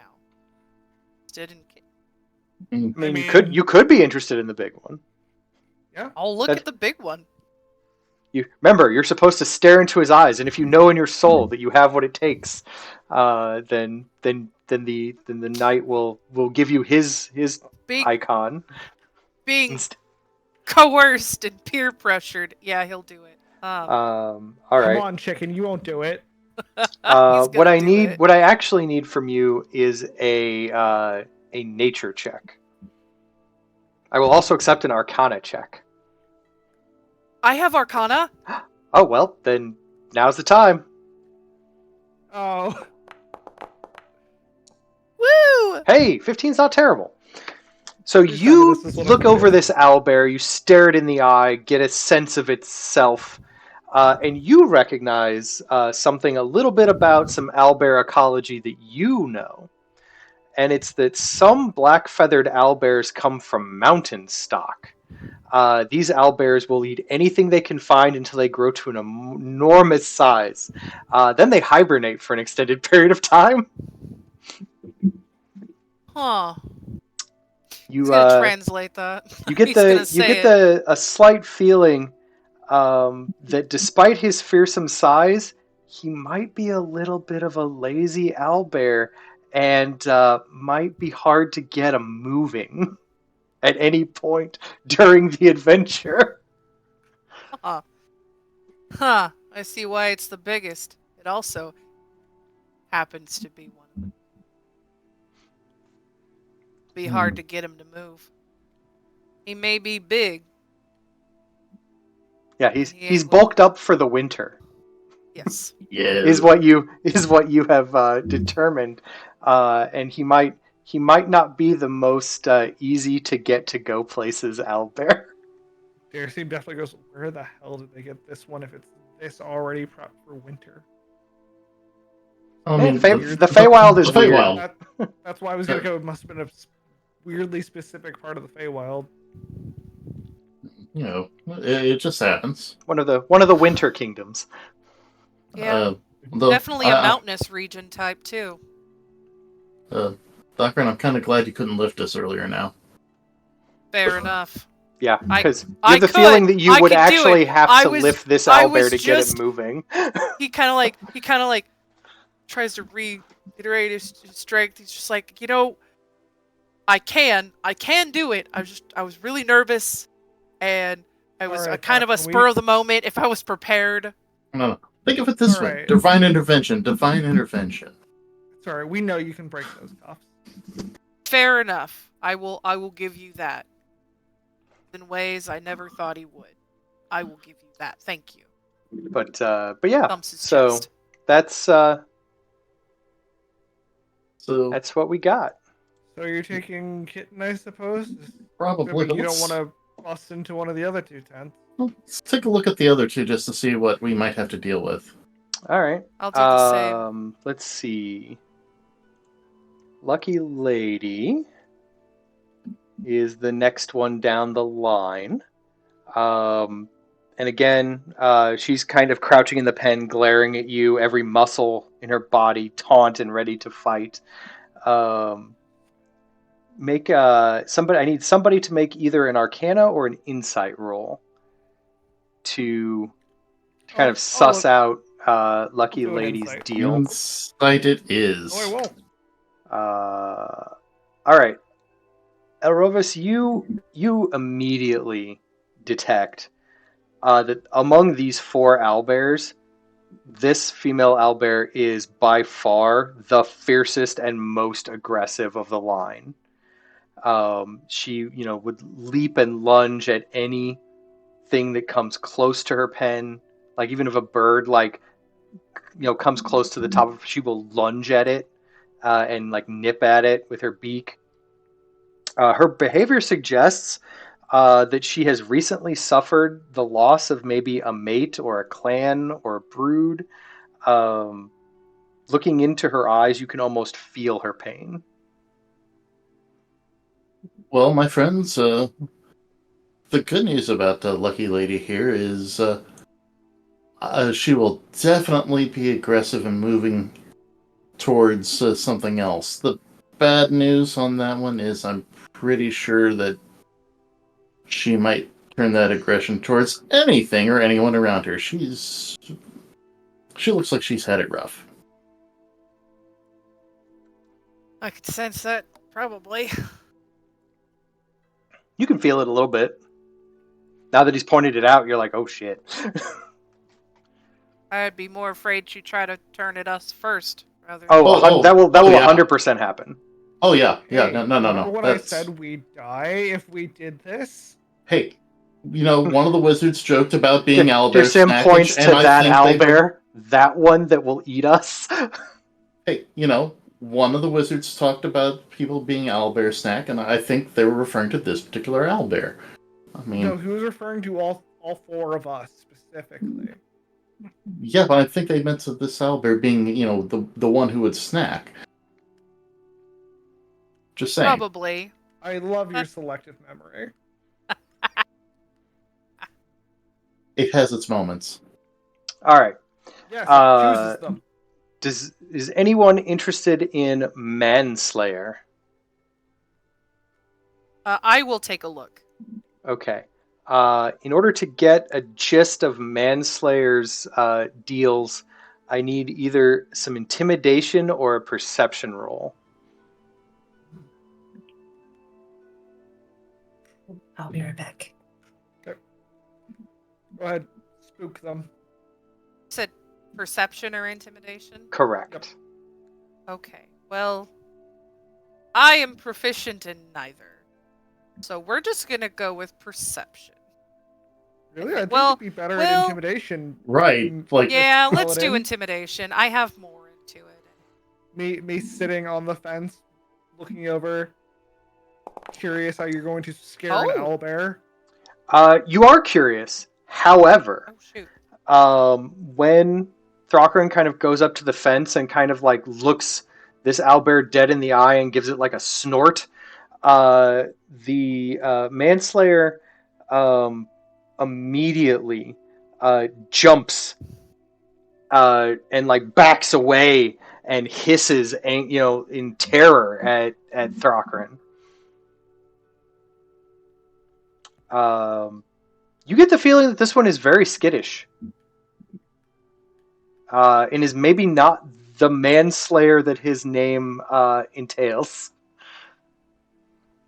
He just kind of he looks back, skittish that one. I mean, who would Okay. be afraid of you? So yes, obviously. Well then, think we're in agreement then. Out of these four, Kitten is the probably the one we would be safer with at the very least. The calmest. I'll say Dercine opens his mouth, about to point at the other one that's across the way. He's like, "Yep, seems like the right one." Oh, you're just saying that because of who's looking at it. Oh no, she's moved on. He also remembers we'd have to pay for that one. Yeah. That one does cost 5,000 gold.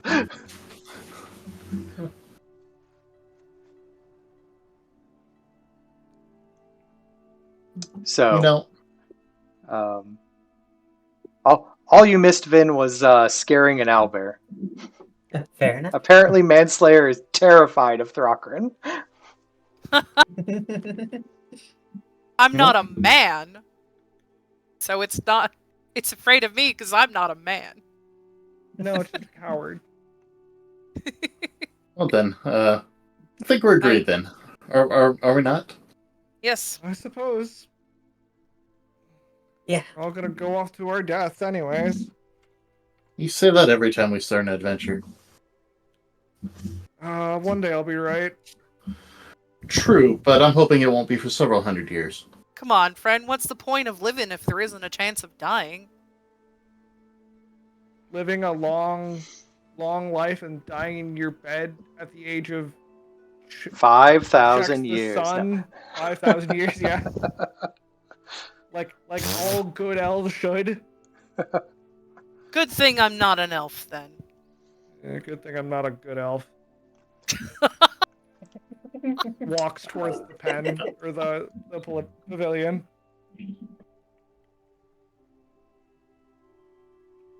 Okay. Yeah, we'll make that journey. I'll let him. See. As we cross this one, Yes. he's gonna try and eavesdrop a bit, assuming people are still in it. Make a perception check. They are inside the darkened tent, and they are. A conversation is happening, but it is barely even above a whisper. Oh well, shit. How's a 26? Yeah, you hear it all. You hear everything. Yeah, you hear everything. So this individual in the tent is Lord Claven. He is currently having a discussion with Brandok about sponsoring his Owlbear Manslayer, and how, this race is what will be needed to bring his disgraced family back into the fold, and how Brandok is to honestly use whatever means necessary to win this race, and Claven will cover up whatever is needed. Okay.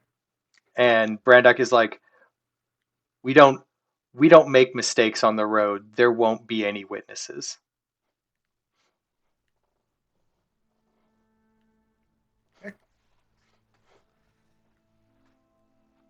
He's gonna just keep that to himself Okay. for the time being. I'd say just kind of glancing over. The dwarves still having their party over there. Yeah, they're having a great time. There's some the lizard man is kind of like comparing a new spiked metal head for his club that one of the dwarves is currently installing onto it. The hobgoblin is kind of sitting on a crate, drinking from basically the keg itself. He just kind of popped the top off of it and both hands just kind of having at it. And Gremble is having a wonderful conversation with the lady inside.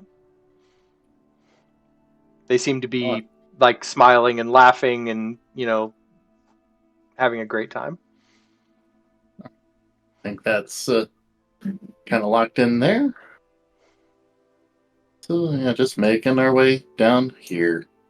Okay.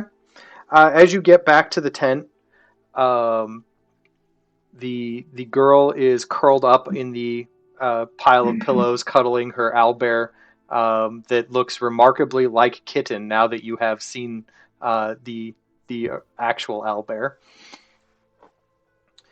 so she's got her little owlbear plush that she's kind of cuddled up with and asleep. And Lord Burl looks up from his writing table. So you visited the pens then, We have, and your and thoughts? my thoughts are that Lord Burl chooses wisely. I am a Kitten, pragmatic soul. Kitten does seem to be the our personal favorite out of them all. That's good to hear. So you will be accepting my sponsorship. I believe we will. Yes, graciously. He reaches over and hands you a a little token that has a shield and mace stamped on it, and then it's got like a little streamer ribbon of gold and yellows and greens. Just hand that to Dirk or Delzar, whichever, honestly, and let them know that you are racing for me tomorrow. Thank you very much. We will hopefully not let you down. This seems, I believe, I she will expect be the great things. best. I hope so as well. Now, if you excuse me, I must tend to the guard. And you look behind you, and there's like 3 guardsmen in line, like waiting patiently. They seem to be coming Absolutely. in and out of this tent like bees, honestly. Absolutely. It is a busy time of year for you.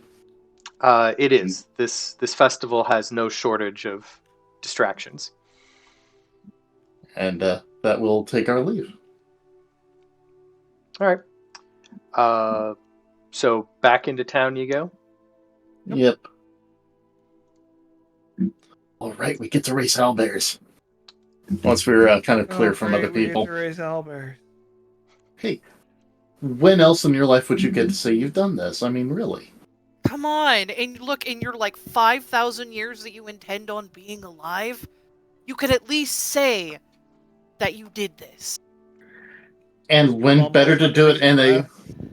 and when better to do it than in a kind of sort of maybe controlled environment? I mean, Kind of, sort of, maybe controlled environment. This seems much better than just randomly grabbing one in the Feywild and going writing in the Feywild with it.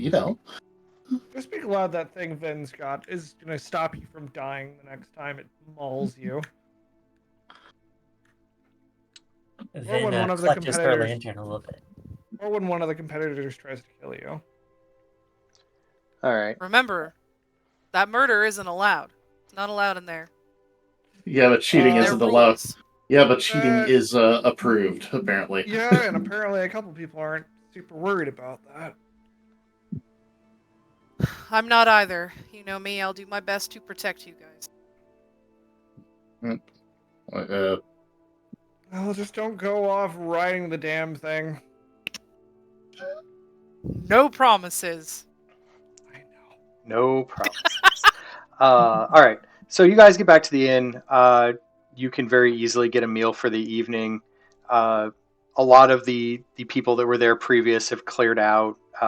New batches of folk are kind of rolling in. No, you don't see any of the other teams at this time, and but your noble bookies are still at the table. And when you come in, they look up and kind of wave you over, Uh, Elrovis. I'm gonna kind of grab Dersim and Vin as we're going over. It's like, by the way, these guys are the bookies. If you want to, have fun, Hmm. I'm gonna head on over. Greetings, friends. Ah, you're Yeah, I'll back. follow it. So did Yes, you? So did yes. you? So did you? What's the deal? We placed in some bets. Did you? Are you a team now? Like, what's the deal? We'll we will be competing. That is awesome. Stats. He hands up a piece of paper. Starts grabs a pen. Uh, Darcy's gonna head over that way. Um, all things being said, I'm assuming he's at least able to catch a bit of what they're asking for. he there. You see like if you look over at the table, like you've got like Grumble Stormhammers, pros, um, Grumble 3-time festival champion. Uh, Team consists of multiple lizard folk, very strong in parentheses next to them. Um, and then over in cons, uh, sometimes a little too nice question mark did let somebody win 1 year. Uh, but he'll say like when they're like talking about statistics. Honestly, I think our chances are garbage. I mean, we're stuck with Kitten. Like, she was making a nest while the rest were like ready to bite our heads off. Oh, so you got like the easy one. I mean, it looks like it's gonna They fall make they through make a note of slowly. that under your teams, like has the easiest owlbear.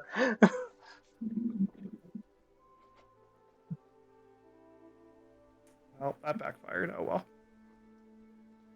Really call any So even if we're competing, can we still place bets? Sure, we'll take your money.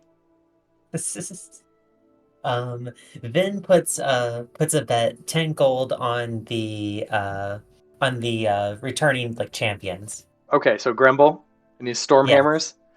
Okay. yes. You Yeah, place that's like betting is against yourself. That's something. That takes whatever Dragonborn have. I don't. But anyway, not important. It's probably just. I think it might be more of a in You're case we you're lose, birthed we from at least get eggs, right? something. This is an egg-based species. So, I'll just so, call it diversifying my assets. Yeah. I mean, I look. I place multiple bets too. It's fine. You got to cover your bases. hmm. Like, what kind of bets we got here? What are the odds looking like right now? Right now, Grumble Stormhammer's clear favorite. Linnell's Feyband second most popular, and nobody likes the Brute Squad, but there are several bets on them to win. Which one's the Brute Squad? Brandoc's Brute Squad, Oh, the guy with Ah, the the bandana and the there's the ones I was talking about. oh, there oh. are multiple bet chips in their like jar at the moment, and a new empty tavern mug has been set up with your team's name and like a little card written in front, and a few people have already placed a few bets on you. Let's see. Hmm. The bet tokens still have a little bit of like ale residue from the cup on them at the moment, as it was freshly placed.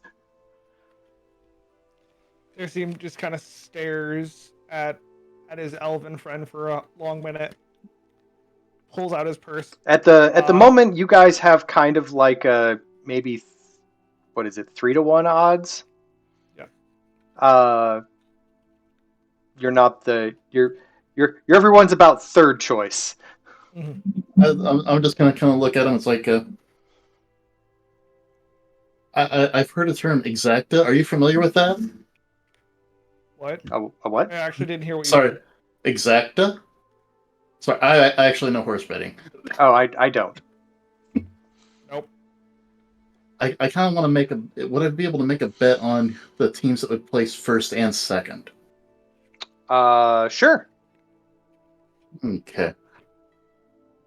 Well, tell you What what. are you offering, and for who? Well, I'm just gonna put in 10 gold, and I think I'll pay out 10-to-1 on that.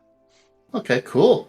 I figure the dwarf team and ourselves, one of us will get first, the other will get second. Which of you will get first, and which of you will get second? Well, see, that's the beautiful thing about the exacta is you can kind of double your odds on that. So in fact, I'd be putting.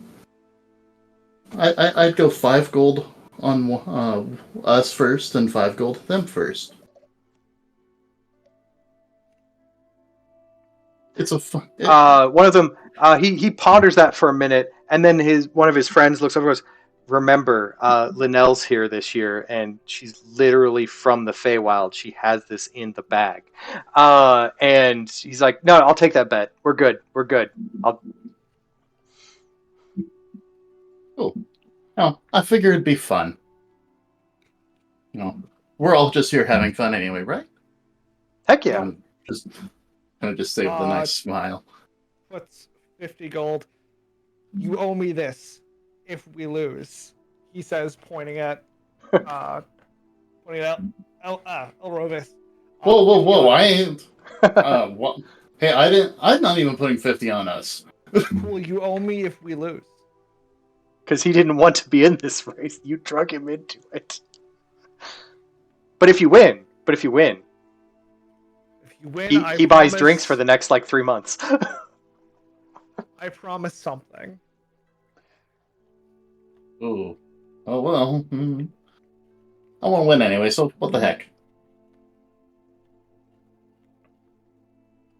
All right. So with that in mind, bets placed. Anyone else got any bets they want to place before bed? No, I think I'm good. All right. With that, you guys can easily carouse the night away, as adventurers are wont to do, and get a good rest in before the morning. In the morning, we'll move to the starting line. You are all placed here at the starting line. So on the morning of the race, the owlbears are harnessed. I will move them to appropriate positions here in a second, because I did not know whose team had what owlbears until you had picked your owlbear. But the owlbears are all harnessed and transported in great wooden wagons from their pens to the field outside of town. The teams are in their places as the wagons begin to drop off various harnessed owlbears. Let me make some owlbears happen real quick. All right, so I know you guys have Kitten. Congratulations. And the Stormhammers have Lucky Lady. And you guys get Manslayer. And the Fey Band gets Terrible Tharzadoon. I like saying his name. I couldn't tell. But anyway, the owlbears are all harnessed, much like you would harness a cat or dog and then have a leash kind of coming off the back. It's a long rope, about 10 feet long, big, thick, heavy rope. Kind of got some heft to it. Nothing should be able to snap this easily. Right. I say. But anyway, the massive crowd gathers outside the stockade walls of Melbourne, cheering champions and heckling rivals. In scattered knots, rejected teams that lacked the entry fees or failed to gain sponsors look on in envy. At the top of Melbourne's wall, the noble sponsors stand behind their banners and await the sheriff's signal to begin the race. Lord Boral looks from team to team to ensure that each one is ready to begin. He kind of gives each of you a nod, expects one of you to kind of signal back. And say, we will. I'm pretty sure I will once we're all good. All right. Barry just Satisfied. spaces his hands. I have a quick question. Which of you is holding the leash? Points at Ranger. Points at the one that won't let go of it. Okay. Know that whoever is holding the leash cannot move more than 10 feet away from the owlbear.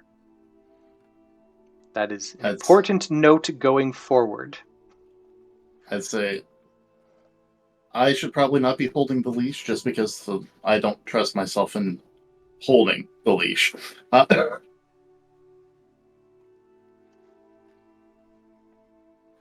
it's going to be either the Ranger or the Paladin. So I don't think us 8 strength characters are going to be able to hold it. I don't care who, I just need to know who's holding the leash when the race starts. Thorkin, are you holding it? Doctrine? Sure. Okay. So with that satisfied, he motions to the attendants, and a like flute and trumpeting begins to play, and he proclaims, "Let the Owlbear race begin!" And the all of the wagons begin to move away. Your owlbear glares at you defiantly, strapped into a leather collar and harness, its hefty rope leash dangling in your hands. What are you doing to get your owlbear moving as you look around and see the other owlbear teams beginning to kind of usher their owlbear forward? Depending on how well this goes, this may set the tone for the race. And say, can I try like an animal handling from the side to encourage her to move forward? Sure. How are you doing that? You're welcome to do it. I'm just curious what your strategy is. I'm not about to try to mimic the fun sound that they make because I'm pretty sure I would botch it, even in character. It's like, come on, kitten, we can do this, and kind of just like coaxing her along. Okay. Yeah. Make for me an animal handling roll. Can I also provide aid with that? Oh, that would be. So your action will be to be providing aid to this roll. He's gonna try to help, like, persuade her move. He's Okay, got the hold of the leash.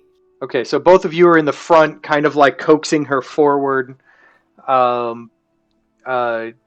Yes, you too can make an animal handling roll since Elrovis's was pretty successful.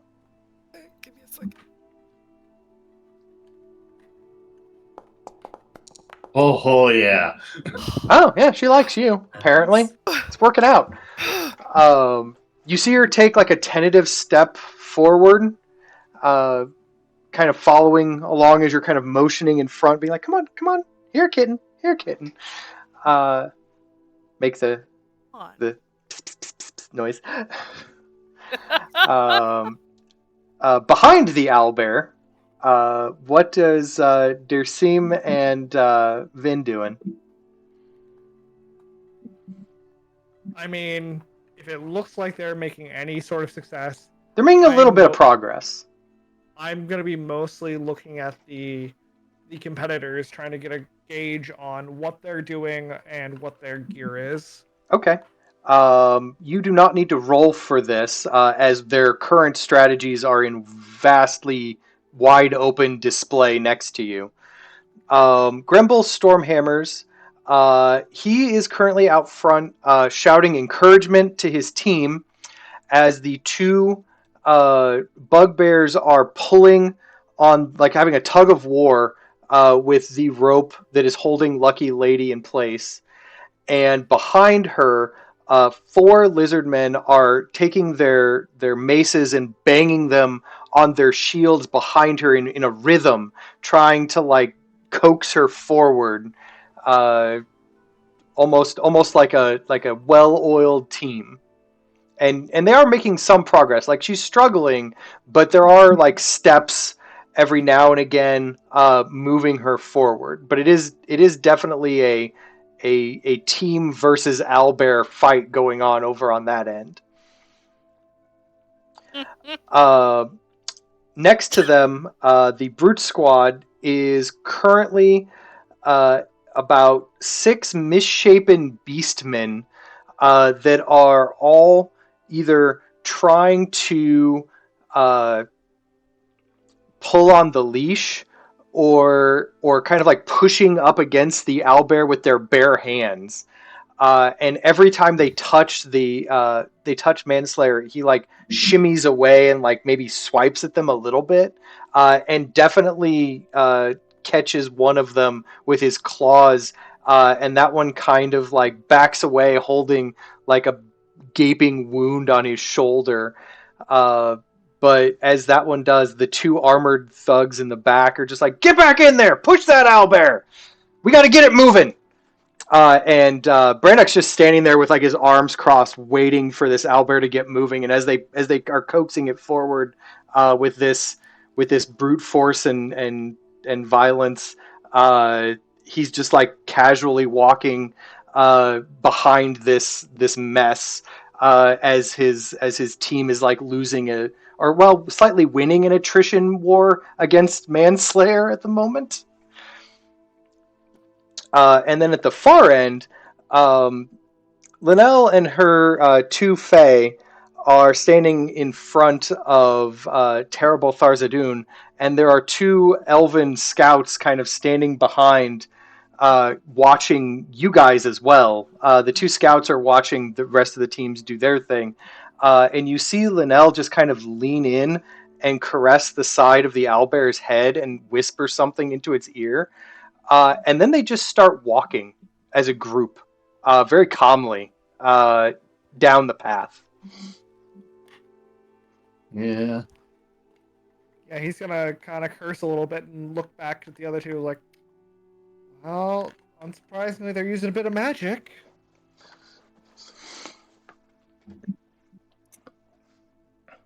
How's it coming along? Let's find out. Vin, what are you doing to help out? Um, so she wasn't quite sure what to do yet. Um, but hearing that some of the other teams are using magic, I'm gonna try. Could I potentially cast like Phantasmal Force on the owlbear? Sure. What are you? Are you? Let's see. Phantasmal Force makes them see something that scares them. Oh, is it to scare? Well, I mean, it's a Phantasmal Force does damage, I believe, if they fight it. Psychic, like it does like psychic damage to them, I believe. I could be Okay, never wrong. That mind might be then. Phantasmal Killer.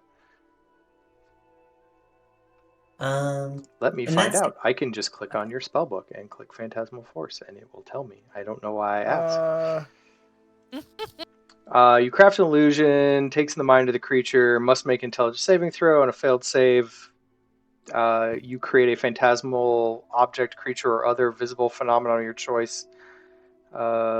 Phantasm includes sound, temperature, other stimuli. Target can use its action to examine it. While the target is affected by the spell, it treats it as if it were real. If it gets into a fight, the phantasm will actually deal psychic damage to this thing. So, what would you like the phantasm to be? I was thinking of luring it with like an illusion of food, like right in front of it. Sure. If that is a, you can manifest like some kind of cart of illusory food that kind of moves in front of the owlbear. Yeah. That's something about that's an object of appropriate size for that kind of spell. Let's see. So I need to make what, an intelligence save? Yes.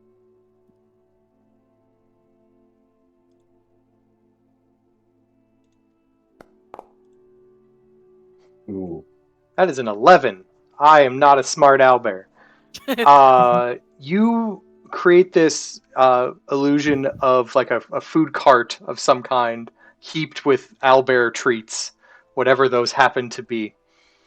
And Kitten immediately heads like very like plods feet right after another, like begins following this cart as you mystically move it in front of her every turn. So you're doing better than two of the other teams at the moment. That was round one of a couple. So what are we doing in round two to kind of pull ahead of at the very least Linnell's Fey band, because they are currently ahead of you guys, having had the easiest start amongst all of you. Vin, you can continue using your phantasmal force to lure Kitten forward. But if anyone would like to do anything to hinder your other teams or speed this owlbear of yours along, I will entertain these ideas.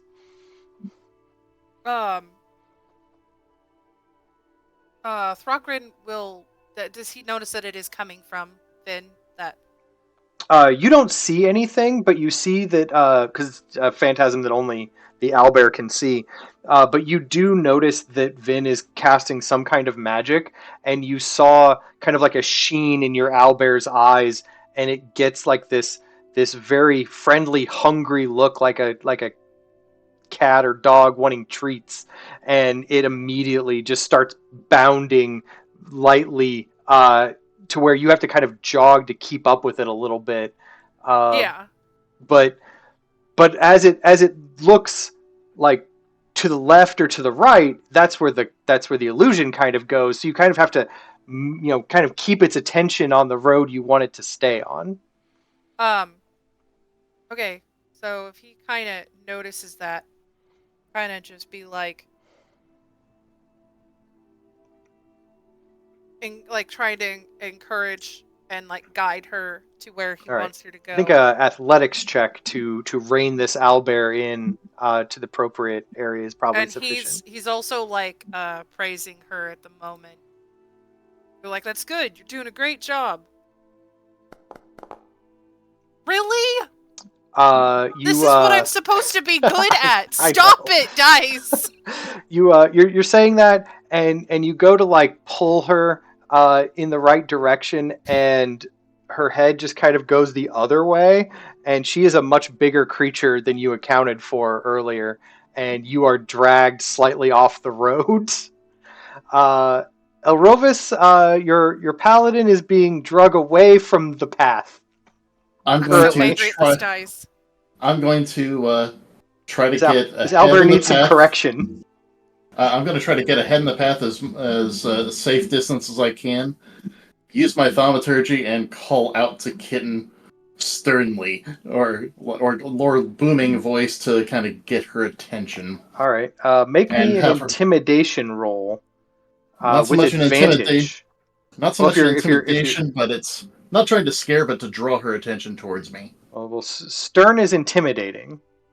Oh, well, not so much. Sorry, stern is the wrong word, but there is a booming voice, just increasing the sound. Right. To That hopefully will get give you advantage on this Owlbear social Okay. roll. I'm just trying to decide what social we're doing. I'm I'm trying to not be mean, but to try to get her attention and guide her towards the proper path. Okay. Make me a persuasion roll Okay. to get her to like look your direction, which will then move the illusory food cart your direction. And that has the advantage you said? Yes, because you're in a booming voice, so you will. Well, let's try. You're gonna want advantage. Well, sure. That's not better. I do get at least a +1 on that one because of the Yeah, that's wisdom unfortunately mod, not enough. yeah. Dersem, Hold your on. team is not doing well controlling this owlbear. Um. hmm. Out of character. I'm very angry right now. I mean, he's looking at this and going, "Yeah, this is what I expected."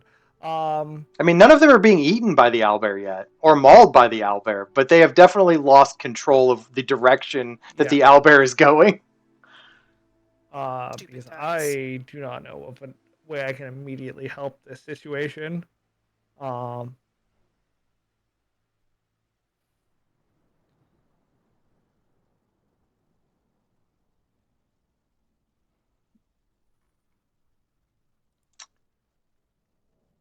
You do see that in the on the like to your left, the Stormhammers have finally gotten a good cadence going, and they're getting Lucky Lady on the move finally.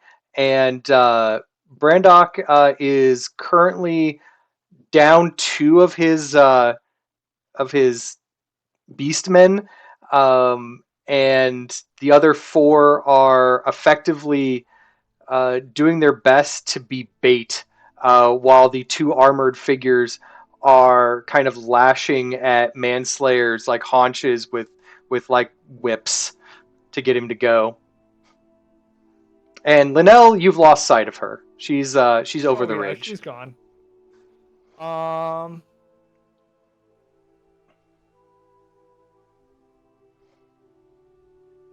What do I think my odds of outpacing an owlbear are in general? Oh, very easy. You're a monk. You could run circles around an owlbear for a while until you run out of key points.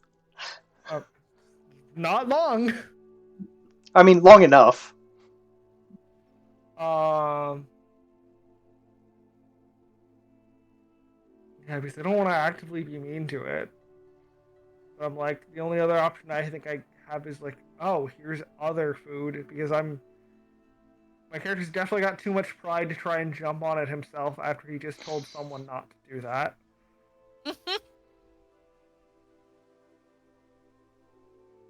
I'm going to do the very helpful thing and just like keep an eye on everyone else for the moment, because I actively don't know what to do at the moment.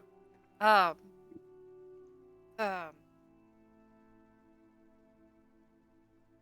right. Well, in that case, the third round of stuff. Vin, are you still maintaining this illusion? It seems to be going great if you could just get the owlbear to point in the right direction. That's what I was about to ask. Should I do that? Hold it for a minute. Yeah, I will hold on to it for a little bit longer, just to see if we get anywhere else. Thrakren, would you like to try to readjust this owlbear? I was going to say, can I go first? Yeah, go ahead. You go ahead. Go ahead. I'm going to rush back to Thrakren. Thrakren, you got this. Guide her back towards the path. And I'm using guidance on Thrakren. Okay. Yay! Stupid. Anyways, he is going to extra take D4, right? He's gonna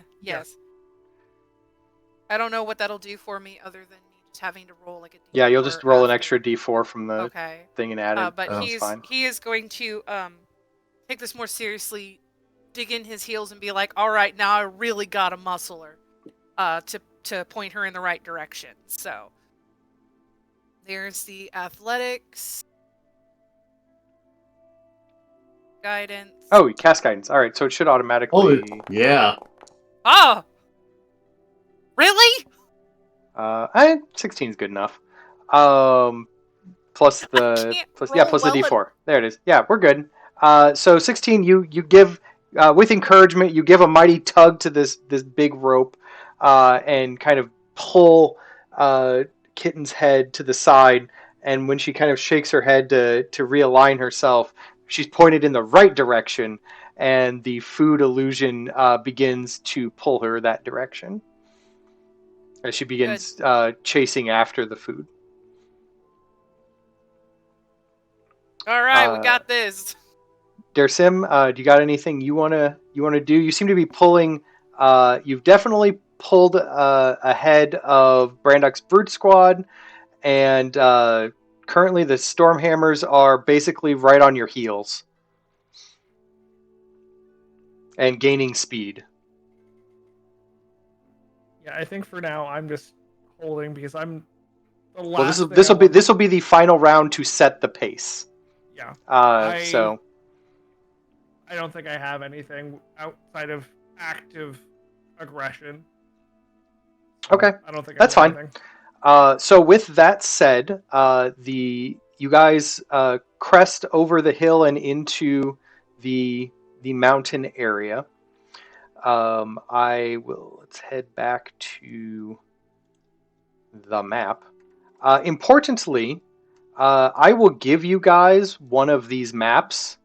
What I need from you is to effectively chart your route from Milvorn to Telvorn. Just let me know what your perceived planned route. I assume you've drawn this up last night while you were at the tavern. So I just need to know, because I know where the other teams are going, and I need to know when you cross paths with them. So I will provide you guys with one of these maps, and then next week just let me know what have someone like Sharpie out one of these routes to let me know what path you're taking to get from one town to the other. But as it stands, and I will mark it on the map next week, Linnell is currently in the lead, but not by a lot because we just started. You guys are in second place. The Stormhammers are hot on your heels, and the Brute Squad is currently in dead last. But with that aside, like I said, that will be your homework for next week, is kind of getting together on the forum and kind of offering up some ideas of what path you want to take to get there. Again, mostly just so I know when you cross paths with the other teams, because I know what their paths are. But with that said, congratulations, you made it through episode 1 of the Owlbear run without being eaten by an owlbear. Still. You're still alive. Owlbears have not eaten you.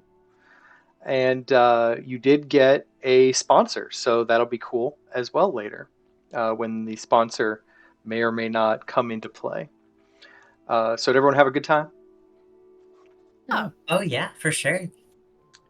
All right. Well, in that case, we will close it up for the evening. We will see all of you watching next week.